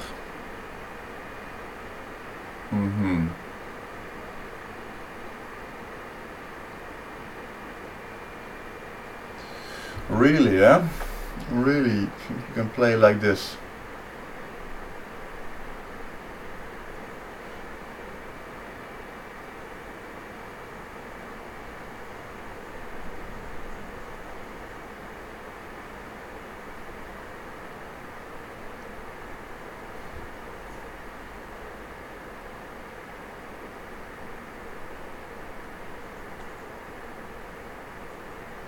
Okay, I'm not going to punish you immediately for this.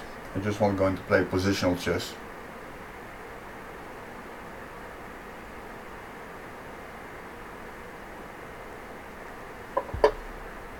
I just want to play d5 at some point.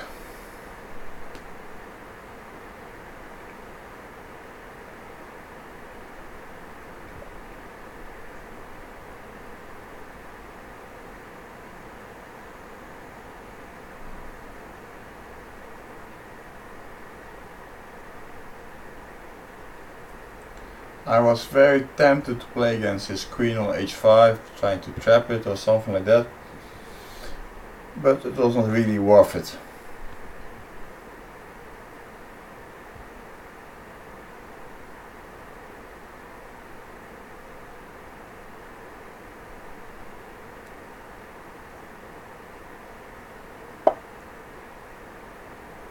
Yeah, g5 is interesting, but I think it's just,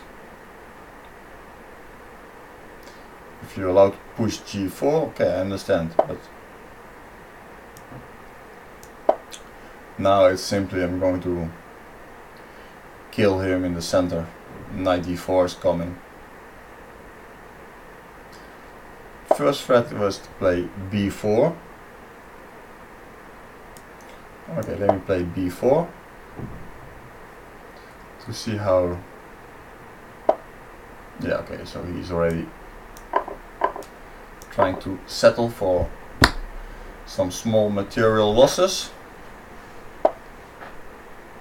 Okay, knight is coming in. What is this? What's this crap?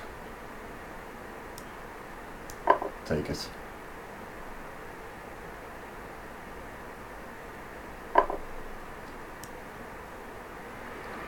Okay, the guy is going to be a few pawns down.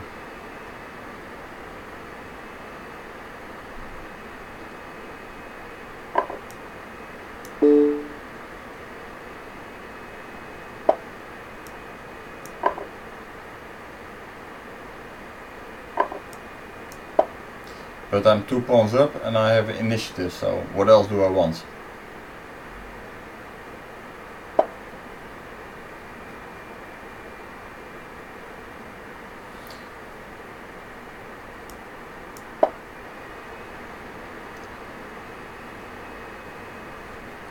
I have no weaknesses.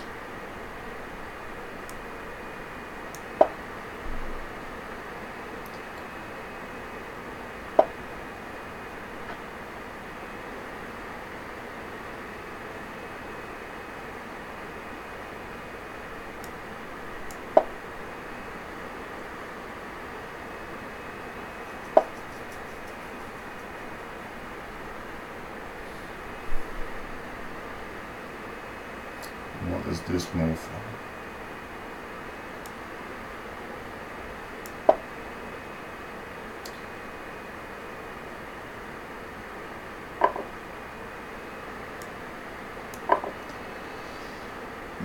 So I just avoid being mated on the back rank and life is good.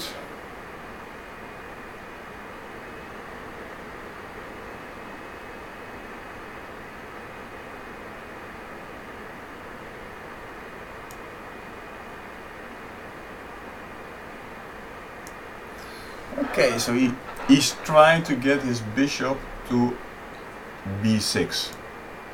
So of course I want to harass this bishop there.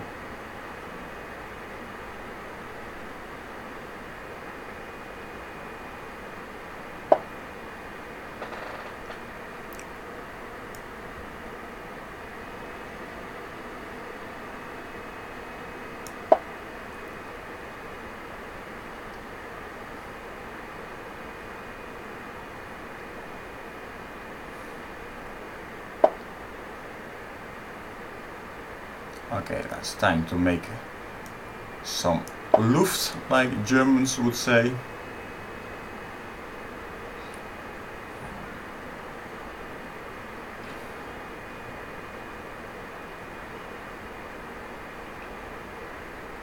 Nothing to worry about some back rank mates or some stupid things like that.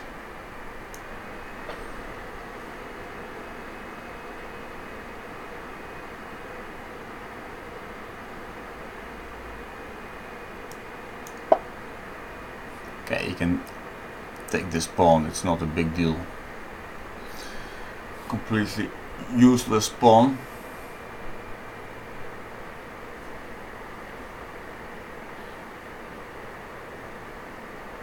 But still he should take it, of course. Because what else to do?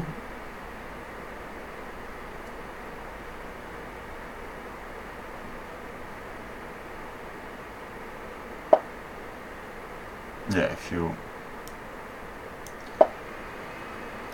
don't take this kind of, let's give him a check.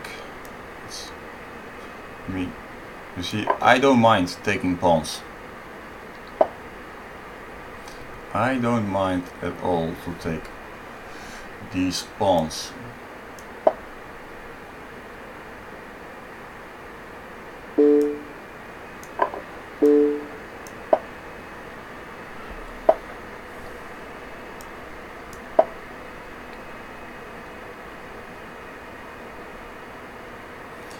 Yes, sir. And now what, huh? Yes.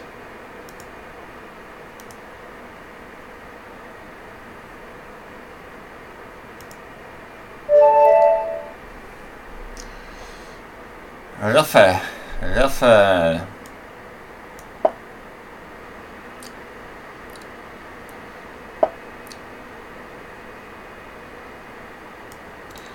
Okay, let's play some.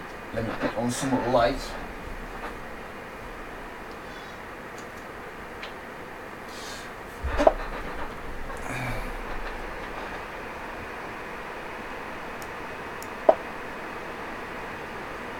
So we're going to play some kind of English opening.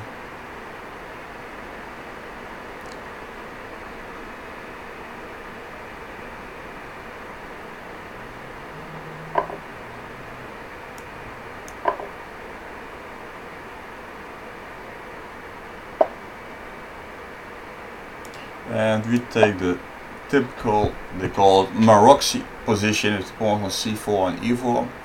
The idea is basically you like to control the center and to keep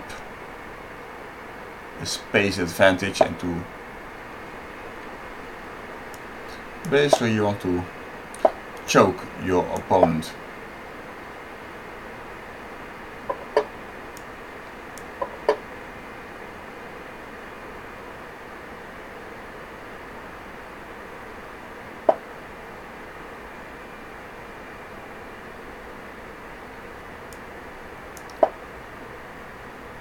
So now I'm getting some knight d5 ideas with this queen on c7.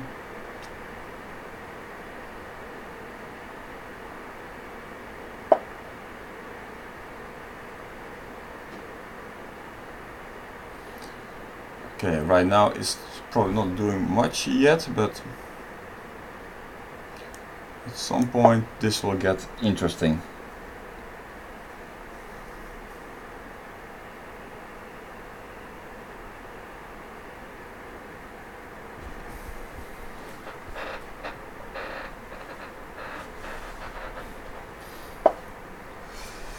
Yeah, especially now, because after it makes this move a6, he's really weakening his squares. But okay, I also have to defend my e4 pawn first. But now knight d5 is really in the air.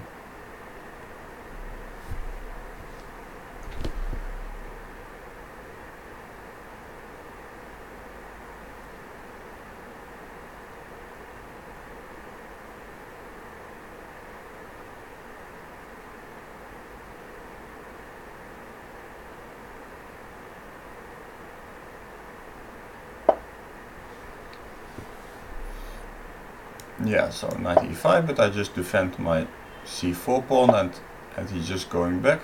Okay, now let me test him, what he had in mind after this knight d5 move. Yes, well, if this was his idea to lose a piece like this is one of the basic ideas in It's Maroxy, or this kind of structure in Maroxy, Sicilian kind of positions.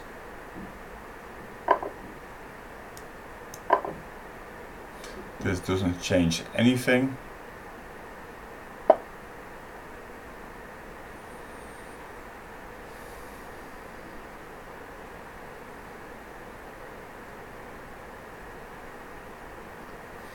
Okay, he's trying to escape somehow, but I'm not sure he will manage.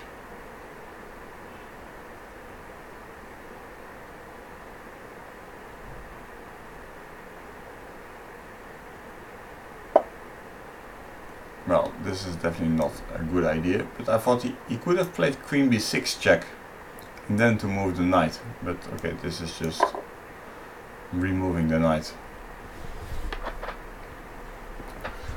Okay, it's time to move on to the next game. This guy still has some basic stuff to learn.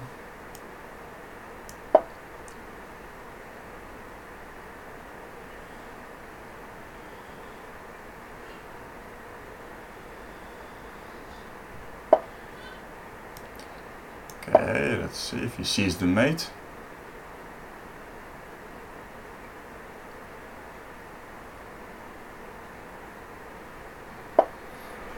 He does, strangely enough.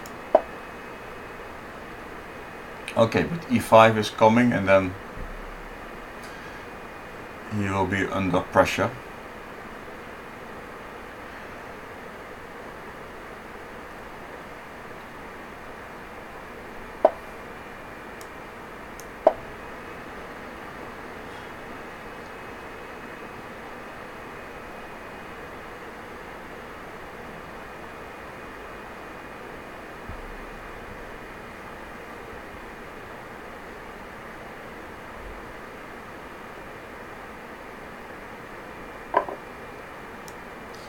Yes, but now he can't really stand the pressure anymore. Now he's going to collapse on f6.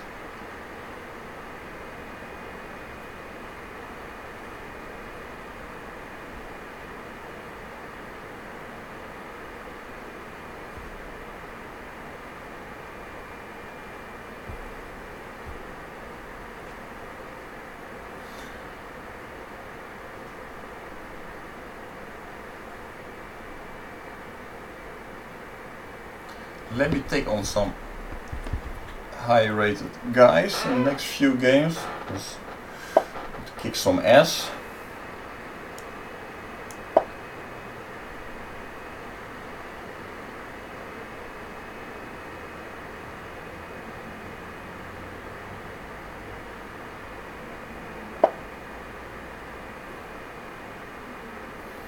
Interesting way of playing chess.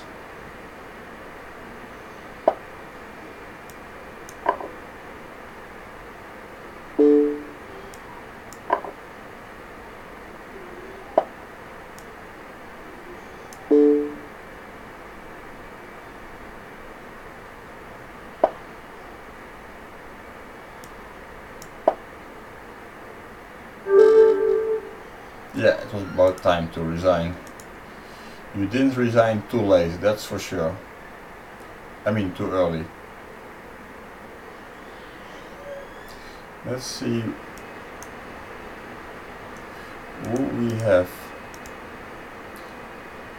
If we can find some high rated fish.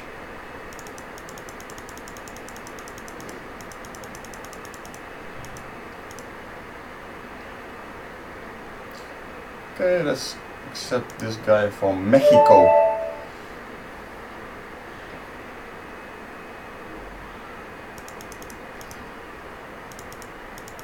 Mexico, are you there? Vamos!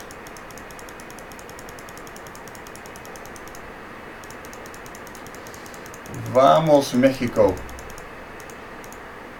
¿Dónde estás? Okay. Hasta la vista, baby. Oh. Just on time. Javier. Let's play some real chess.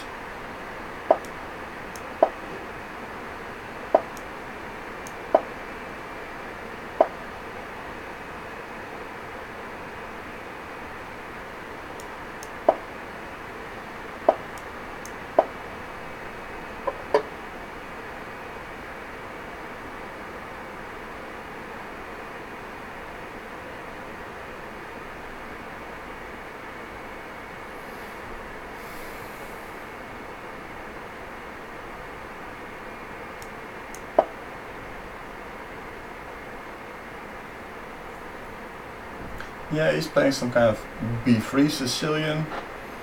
I'm not sure what's... now the question is simply how he's going to develop next.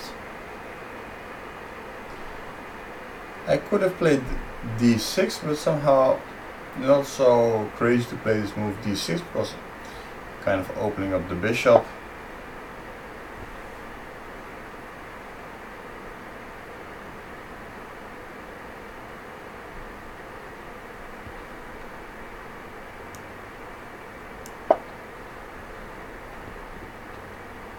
And I'm kind of regrouping my pieces.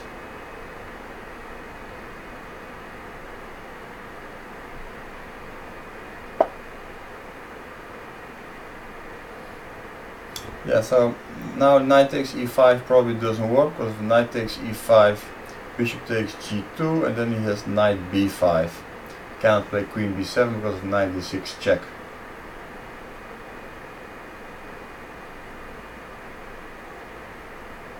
But okay, I can play many moves, but I want to play knight f5. I just like to control this d4 square. You can play knight b5, but I think I can just go back.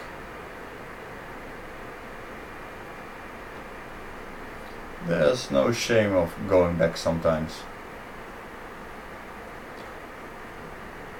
Or queen, maybe queen b8 even better.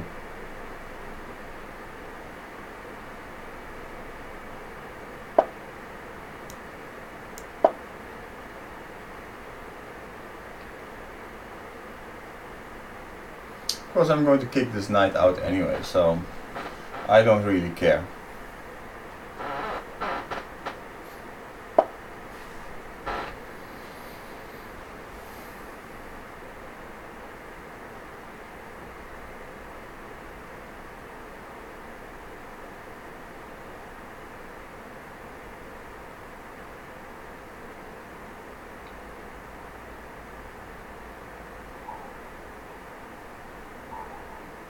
Okay, what I'm going to do now is kind of interesting but speculative. Okay, I'm going to sacrifice a pawn, but it's actually all about his weak kingside.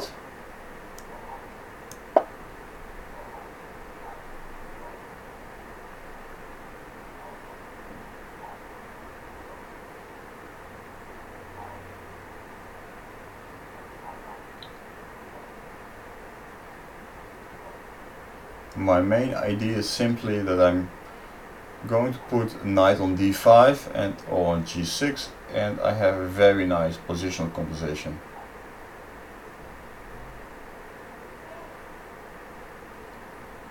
He has this extra pawn which is not supposed to do much.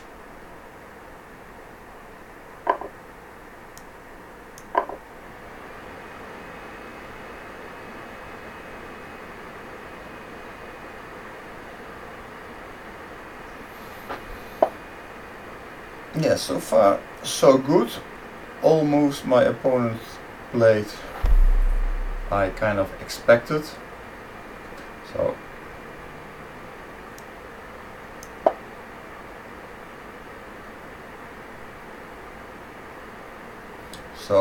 I was thinking about playing knight to d5, the more logical square. However, it kind of blocks my bishop, and this I like to keep it open.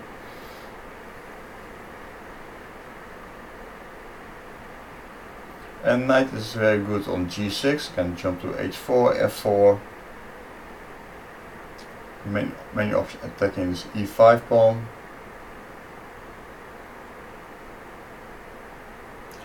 So you're kind of happy with my concept of play.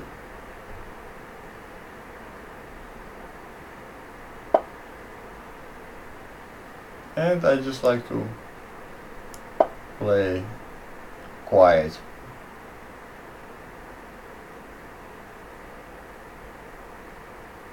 Quiet positional chess.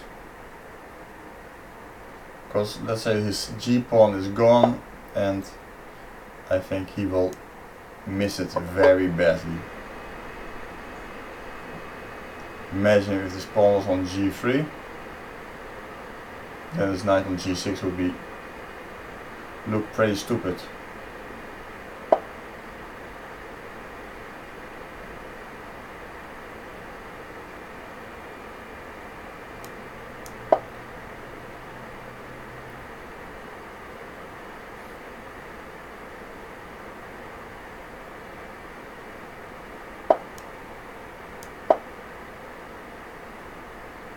Yes, and now my idea is simply to put my queen on b7.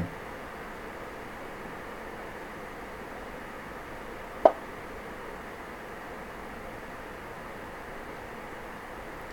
course my opponent also has the right to play a few moves.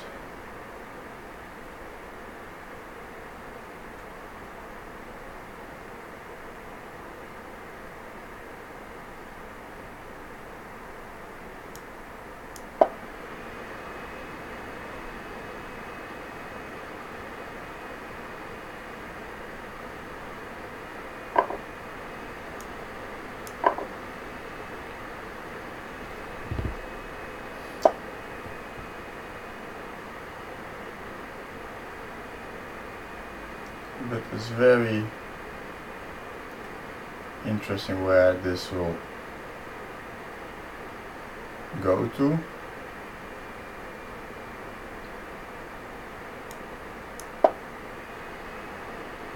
Okay, my opponent also has very little time. It's not that I like really to play for time, but this is of course something which he has to take in consideration. Yeah, so now he's going for it.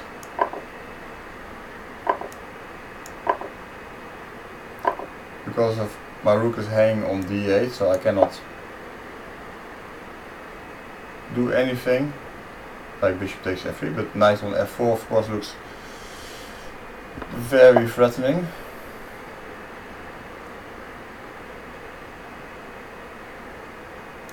Yeah, I think this will cost a piece.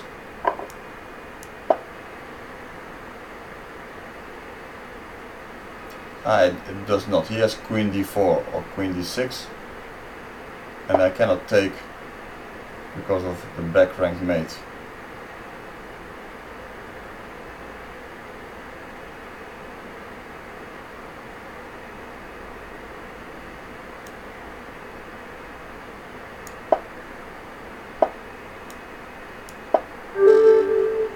Yeah, anyway, okay.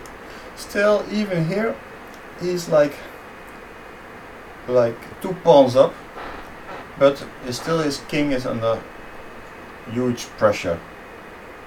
Like, he has to be careful of rook entering the back rank and the queen entering through e4, f4, g5 and playing for mate.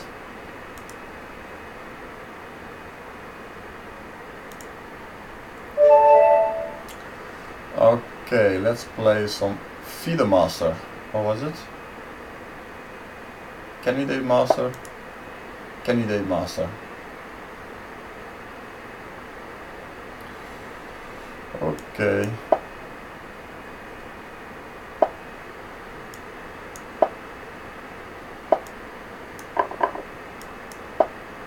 Let's play some. Now the move I don't like the most is c4.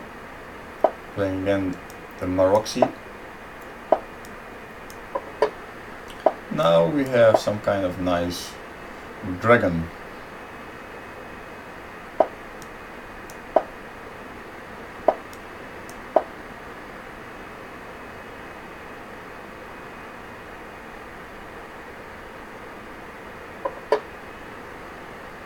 Yeah, but casting short is normally not the most challenging way to play against the dragon.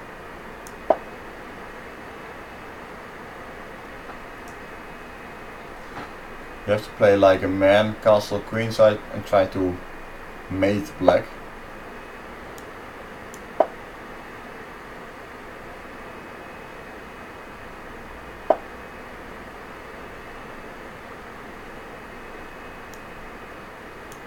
Okay, he's giving me the bishop, good. Now I'm attacking b2. He is solid.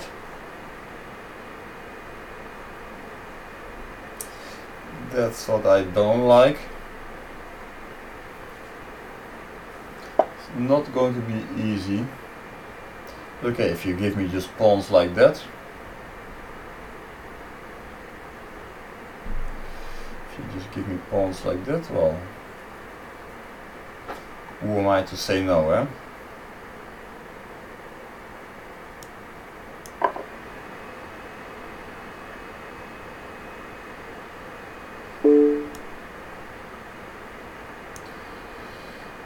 Okay, this might actually lose a piece.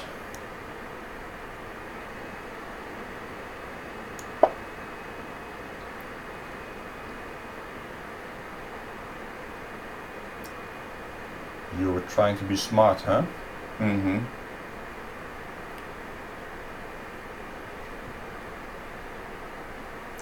I must say this is something a bit unusual. First time I also see it something like this myself.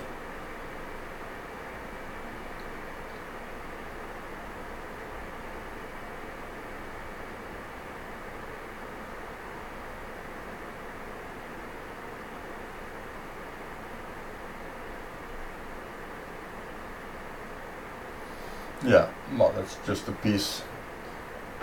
Important is that this f5 square is protected, otherwise you could have played knight h5 check, pawn takes, and knight f5 check, but then bishop takes f5.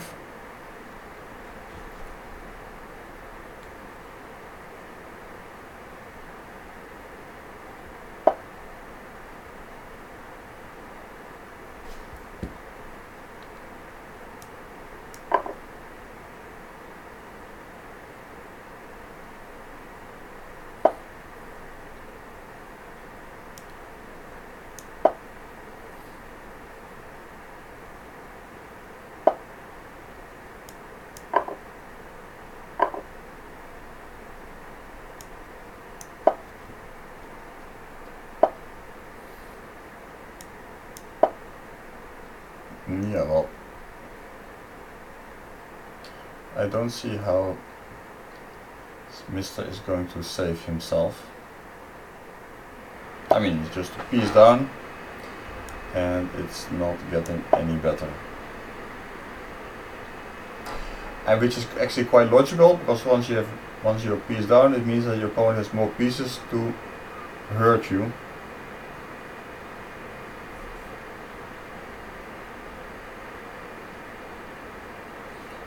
Unless you have something really fast.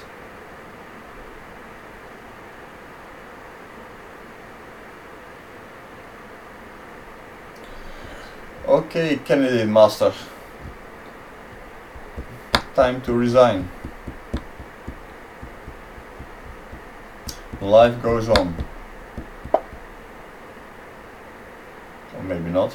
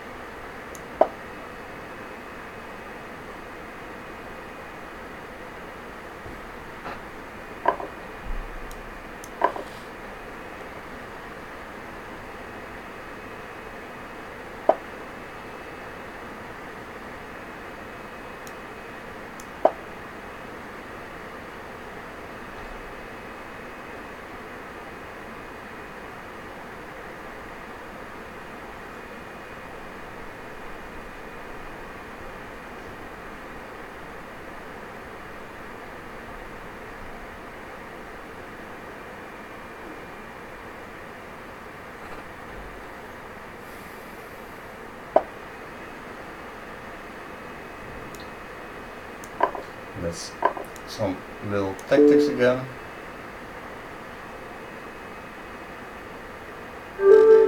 Yes. Okay.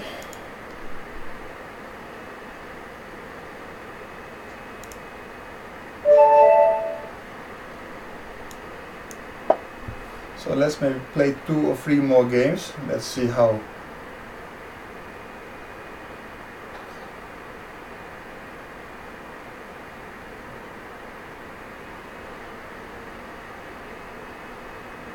And then we'll finish the session.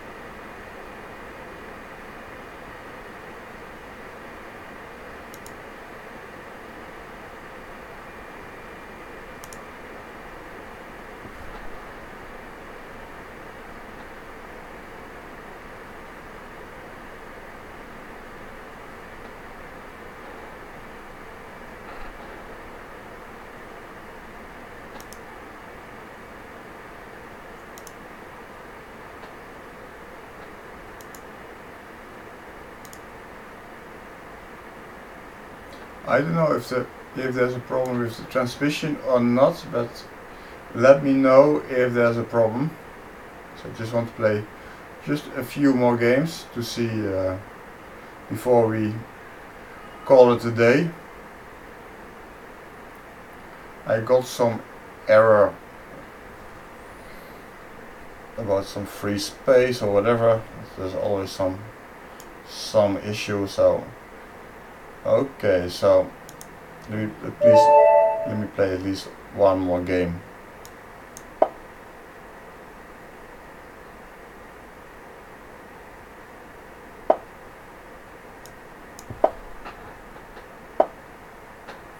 Okay, it seems that it's alright, good. Okay, we have this line in Slav, which is actually a sharp line, and it's like maybe 10 years ago that I looked at this line.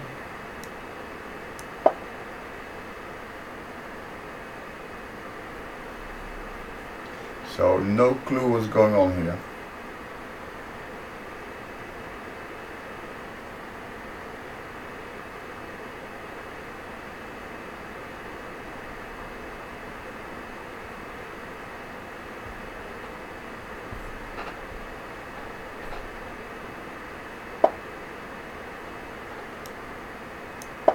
So I just want to win this c4 pawn back. So yeah, so now his bishop is getting a little bit stuck there on d5.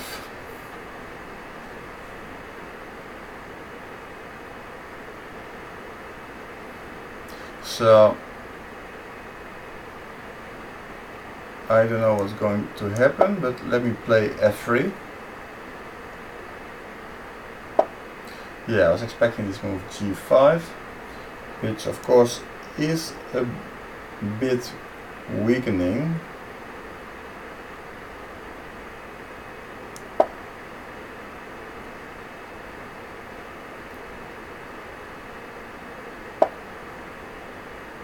So, okay, I don't win the c4 pawn back, but at least I'm taking the g5 pawn. Also counts for something. Still I have the option maybe later to win the c4 pawn back.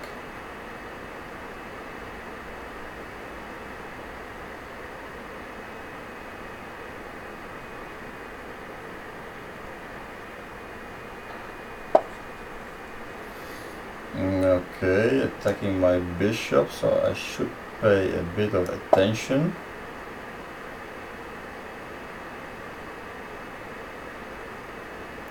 Also it prevents me from playing bishop f4, knight f4 for the time being, but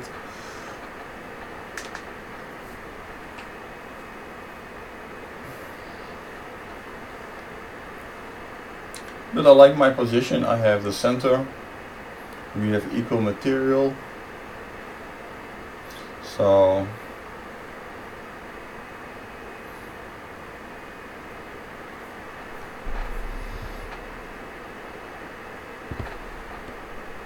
let's see. The chat looks a little bit quiet, but I must say that I wasn't really paying attention too much to what's going on in the chat, but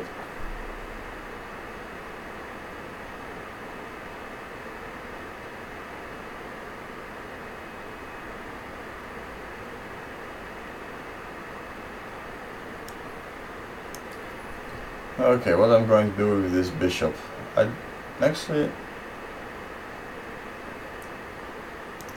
me just actually go back. I like to play knight f4.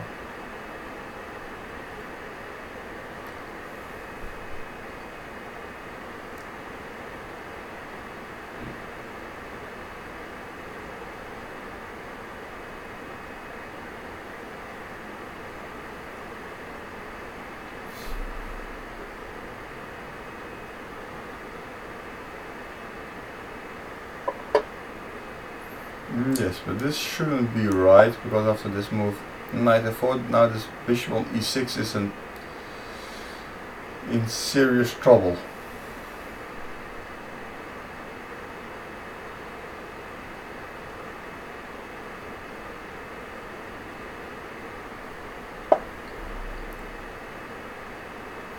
Yeah, well, okay.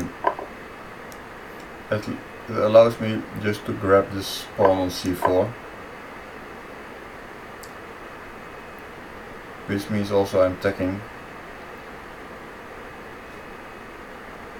the e6 pawn now.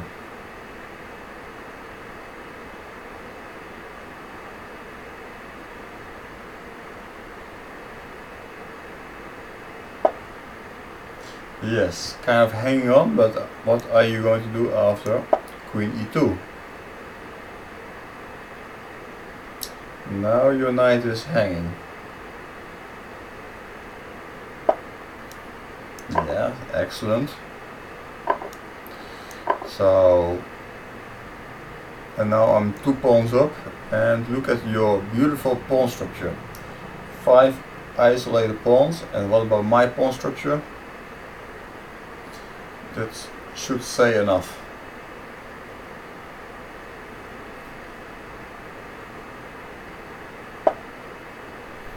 King f7.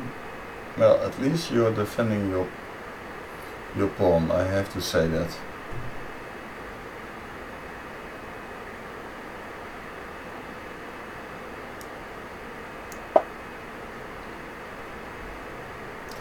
Okay, so I'm going to play b4.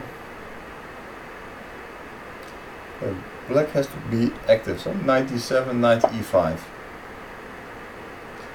That's correct.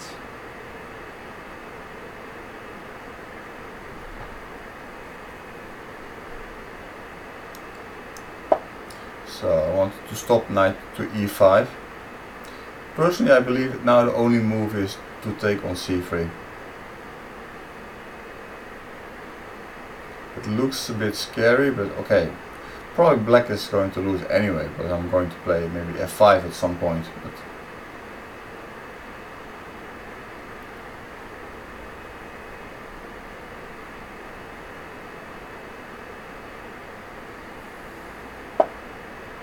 But rook g8 is definitely not the solution for your problems.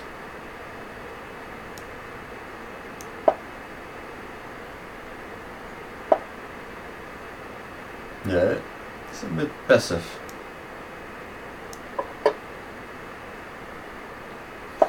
A bit passive, all of this.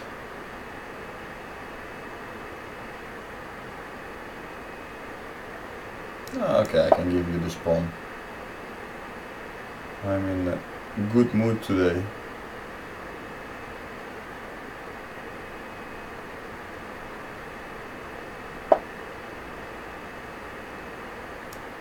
Okay.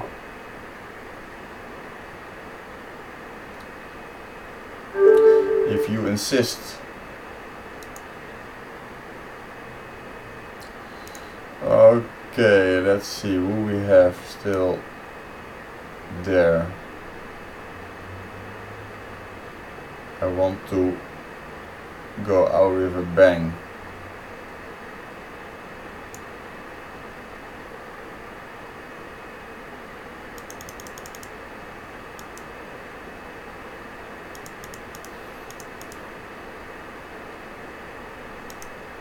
Okay, I'll let me play one more game and then it's enough for today.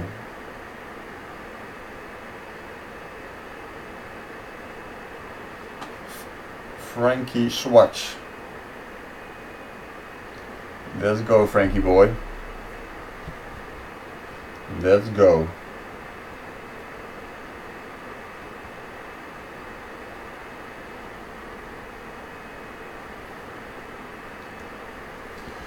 No, Frankie, not today, maybe tomorrow. Oh, okay, Frankie, I'm counting till 3. 1, 2, and abort.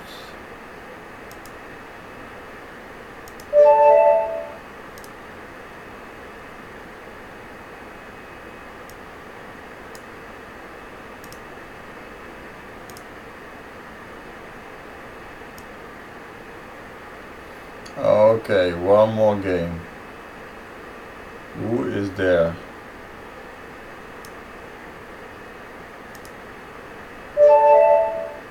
Groepke.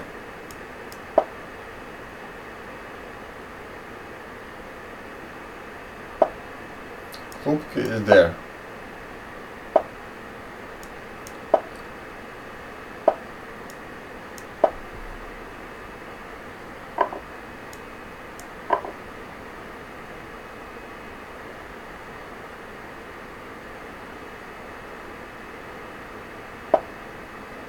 Yeah, this move e6, okay, it's possible, but it is a bit, well, if you don't manage to play c5 at some point, it's a bit, then it's not good, because you have to play, let's say, bishop b7, b5, bishop b7, knight d7, and b5. If you don't make it to play c5,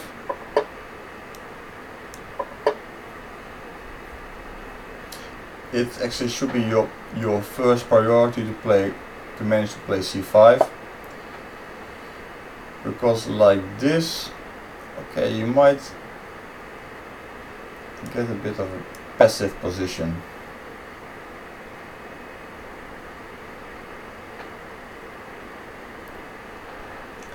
Okay guys, this is going to be the last game, so I lost one game. Maybe I could have lost more, but the guy who beat me actually played quite a nice game. Not much to say. There was one game where I blundered my queen. Could have lost that. Should have lost that. But he wasn't there when the points were given away. Okay, I'm going for the aggressive approach again.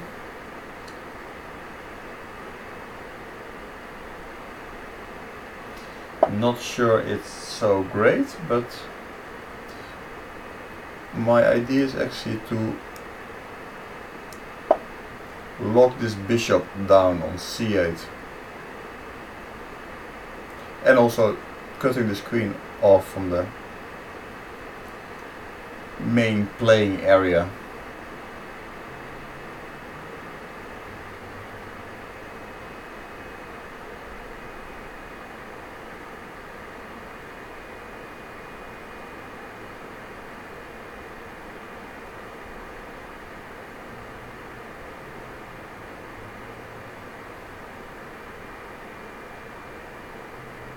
And you see now it's very hard for black to develop.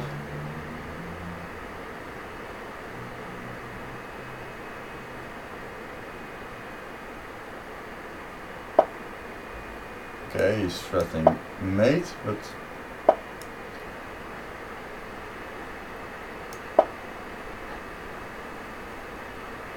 okay, I'm just developing my pieces.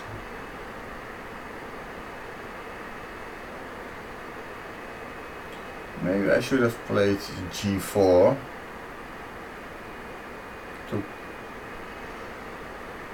push his queen a little bit, but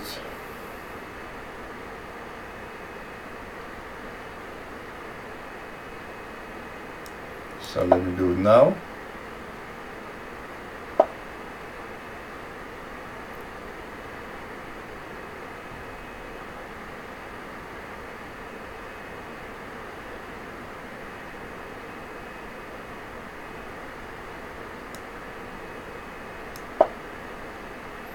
And I'm just naturally developing my pieces.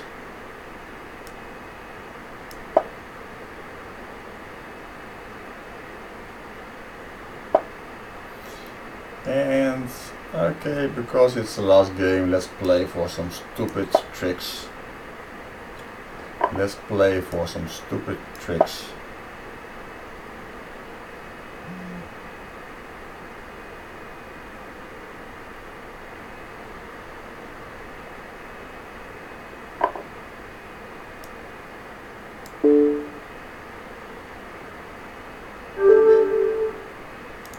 Okay, I'm just have, let me see if I can find one guy.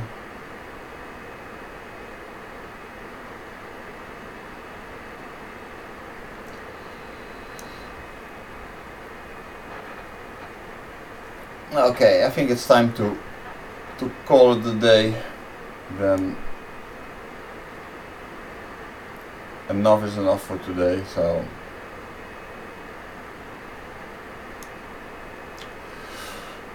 well, I hope you guys kind of enjoyed it a little bit, but well, I hope next time to see some stronger opposition, at least some bigger fights, because this was basically too much one-way traffic. And well, it's kind of okay, let me play one guy. Normally I don't play non-premium members, but just because his rating is too high.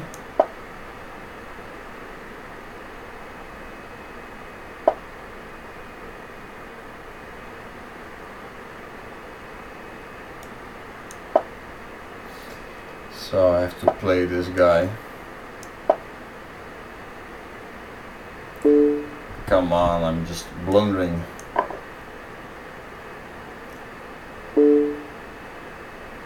That was not good. I blundered some basic tactics.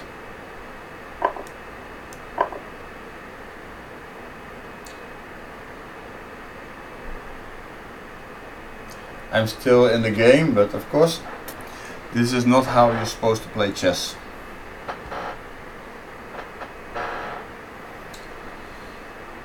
Not paying any attention.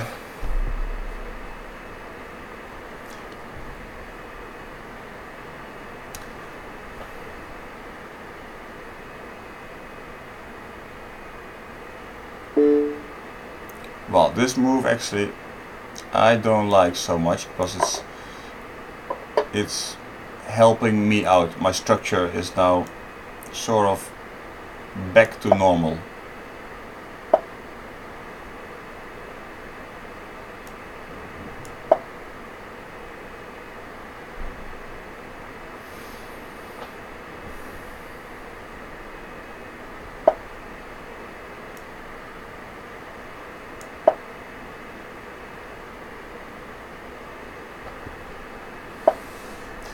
And I try to explain you guys that structure is extremely important in chess.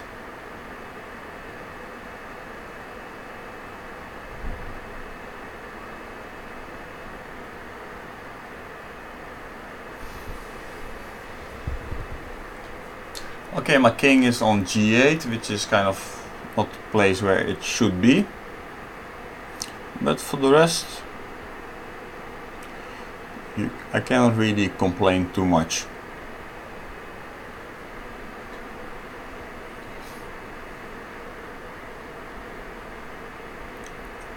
The cool guy.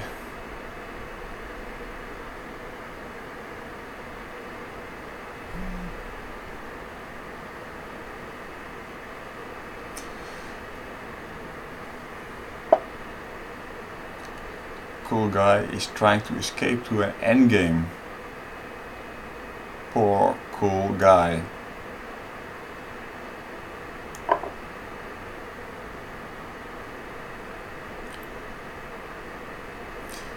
Certainly getting some higher rated fishes in who are just playing now the European Junior Championships. I like to eat those guys alive.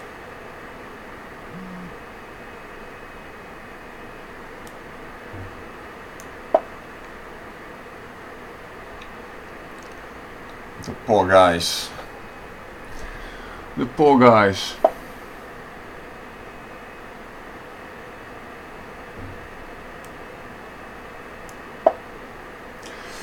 Who taught them how to play chess, you wonder?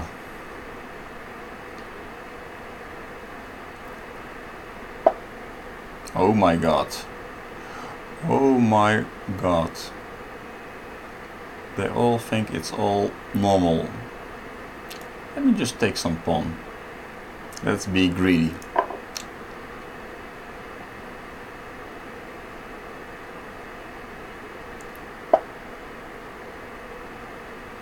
Should I take one more pawn, or that's too much?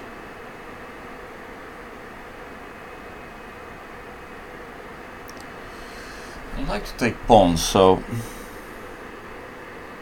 yeah, let me just take one more pawn.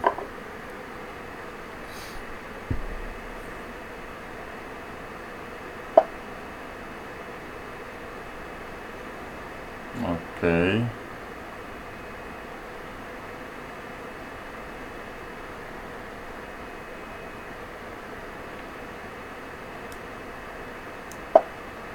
Okay, he's going to take on a7. Very good.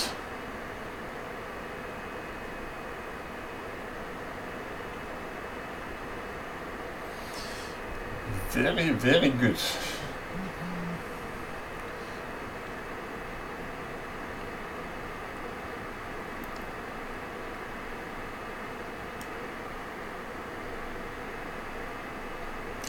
It wasn't really necessary to do this, of course. Of course, but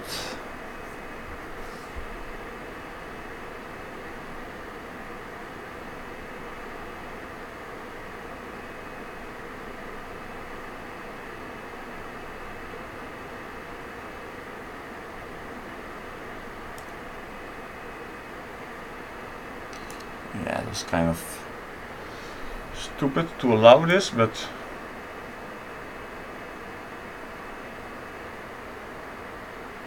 of course I still have very good position.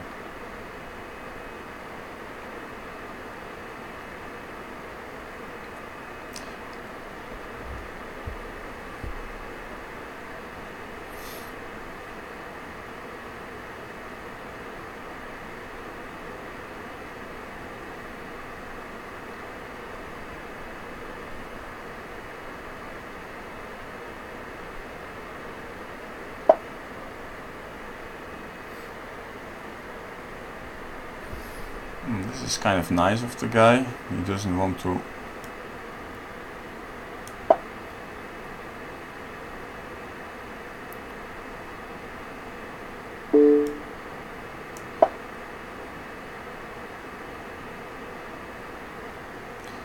doing now some suspicious things.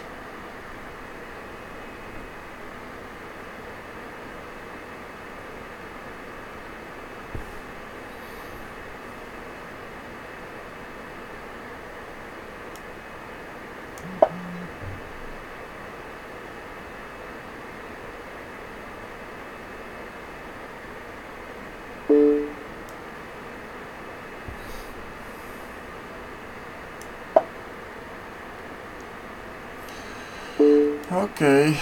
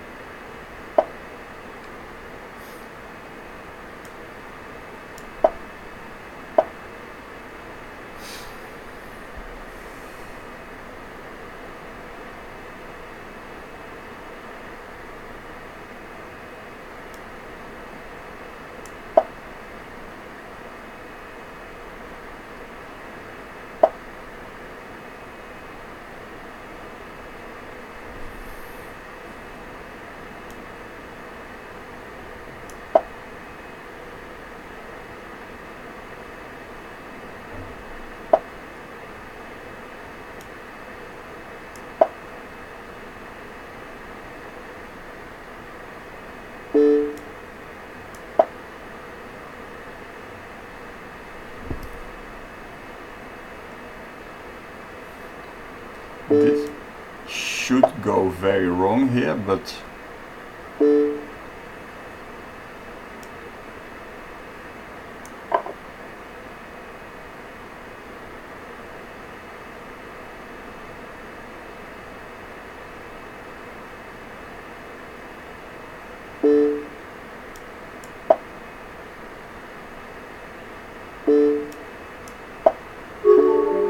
yeah.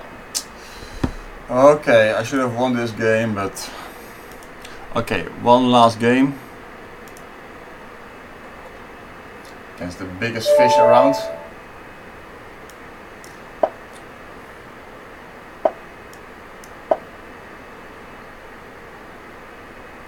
Can't believe I lost that last game, but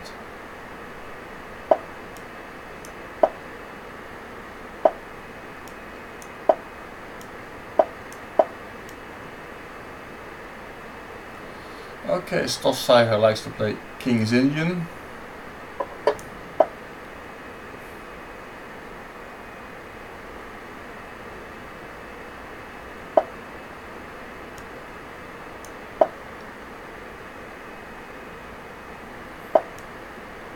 Let's see if he can show any understanding.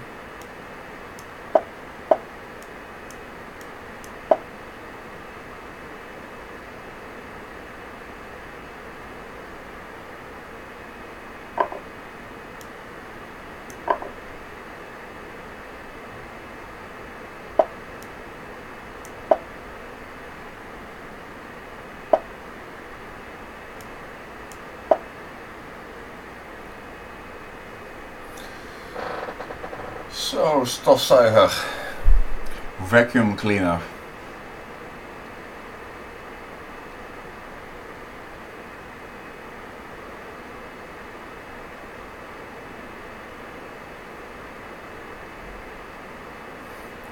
This should be some kind of theory, but I really don't know exactly what is the conclusion here.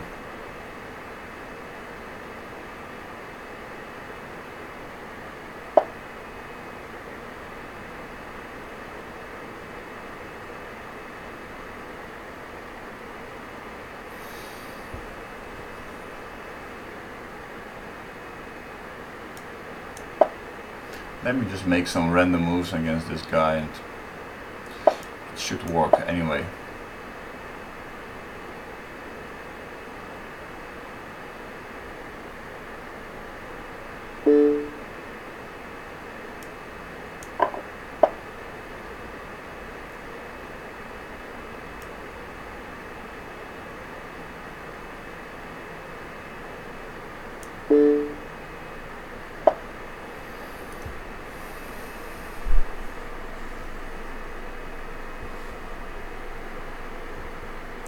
Now the main question is he threatening to play g5 or not?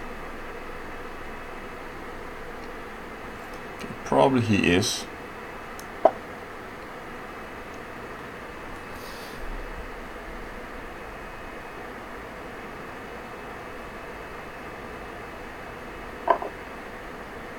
Can't really say that I'm so excited about my own play, but luckily my opponent is also not very good.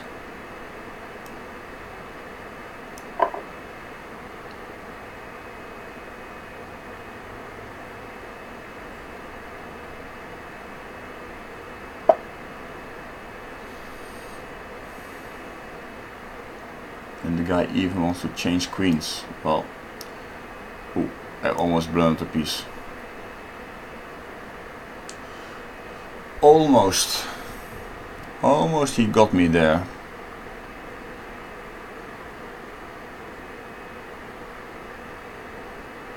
So close.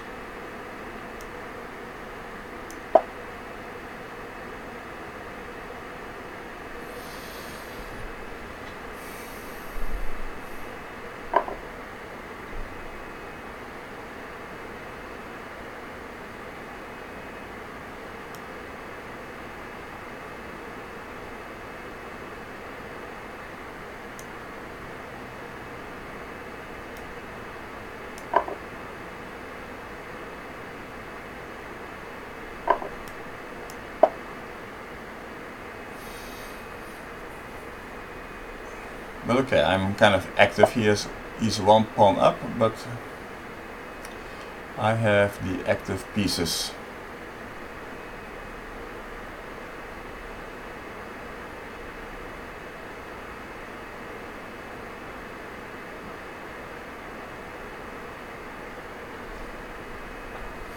Okay, the guy wants probably to play bishop e6.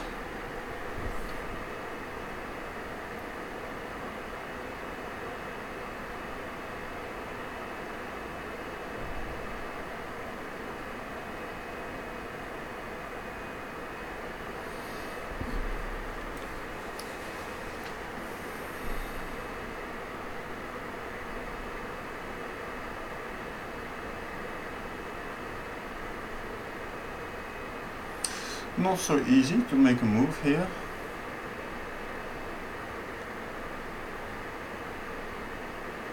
Seems at some point I need to go back with my stuff.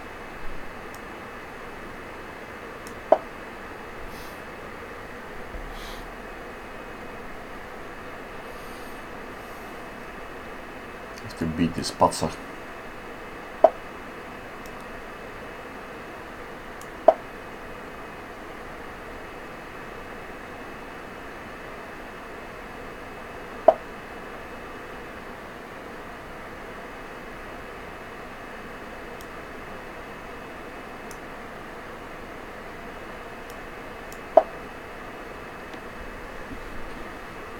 But I'm not playing too well, I have to admit.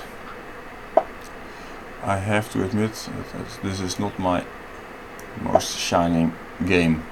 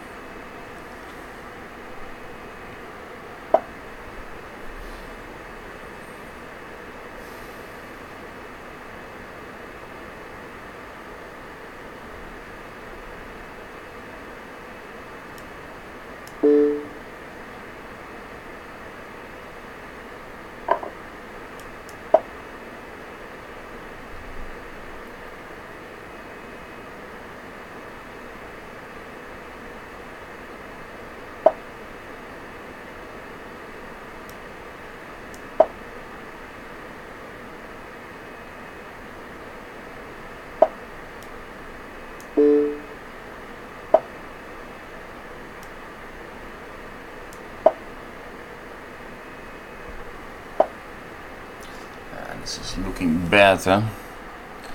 It's looking bad.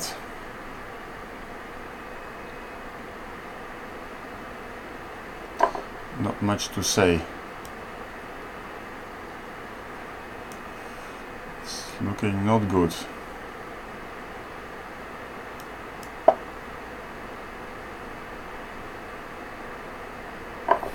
Yeah, this looks bad. The guy is just...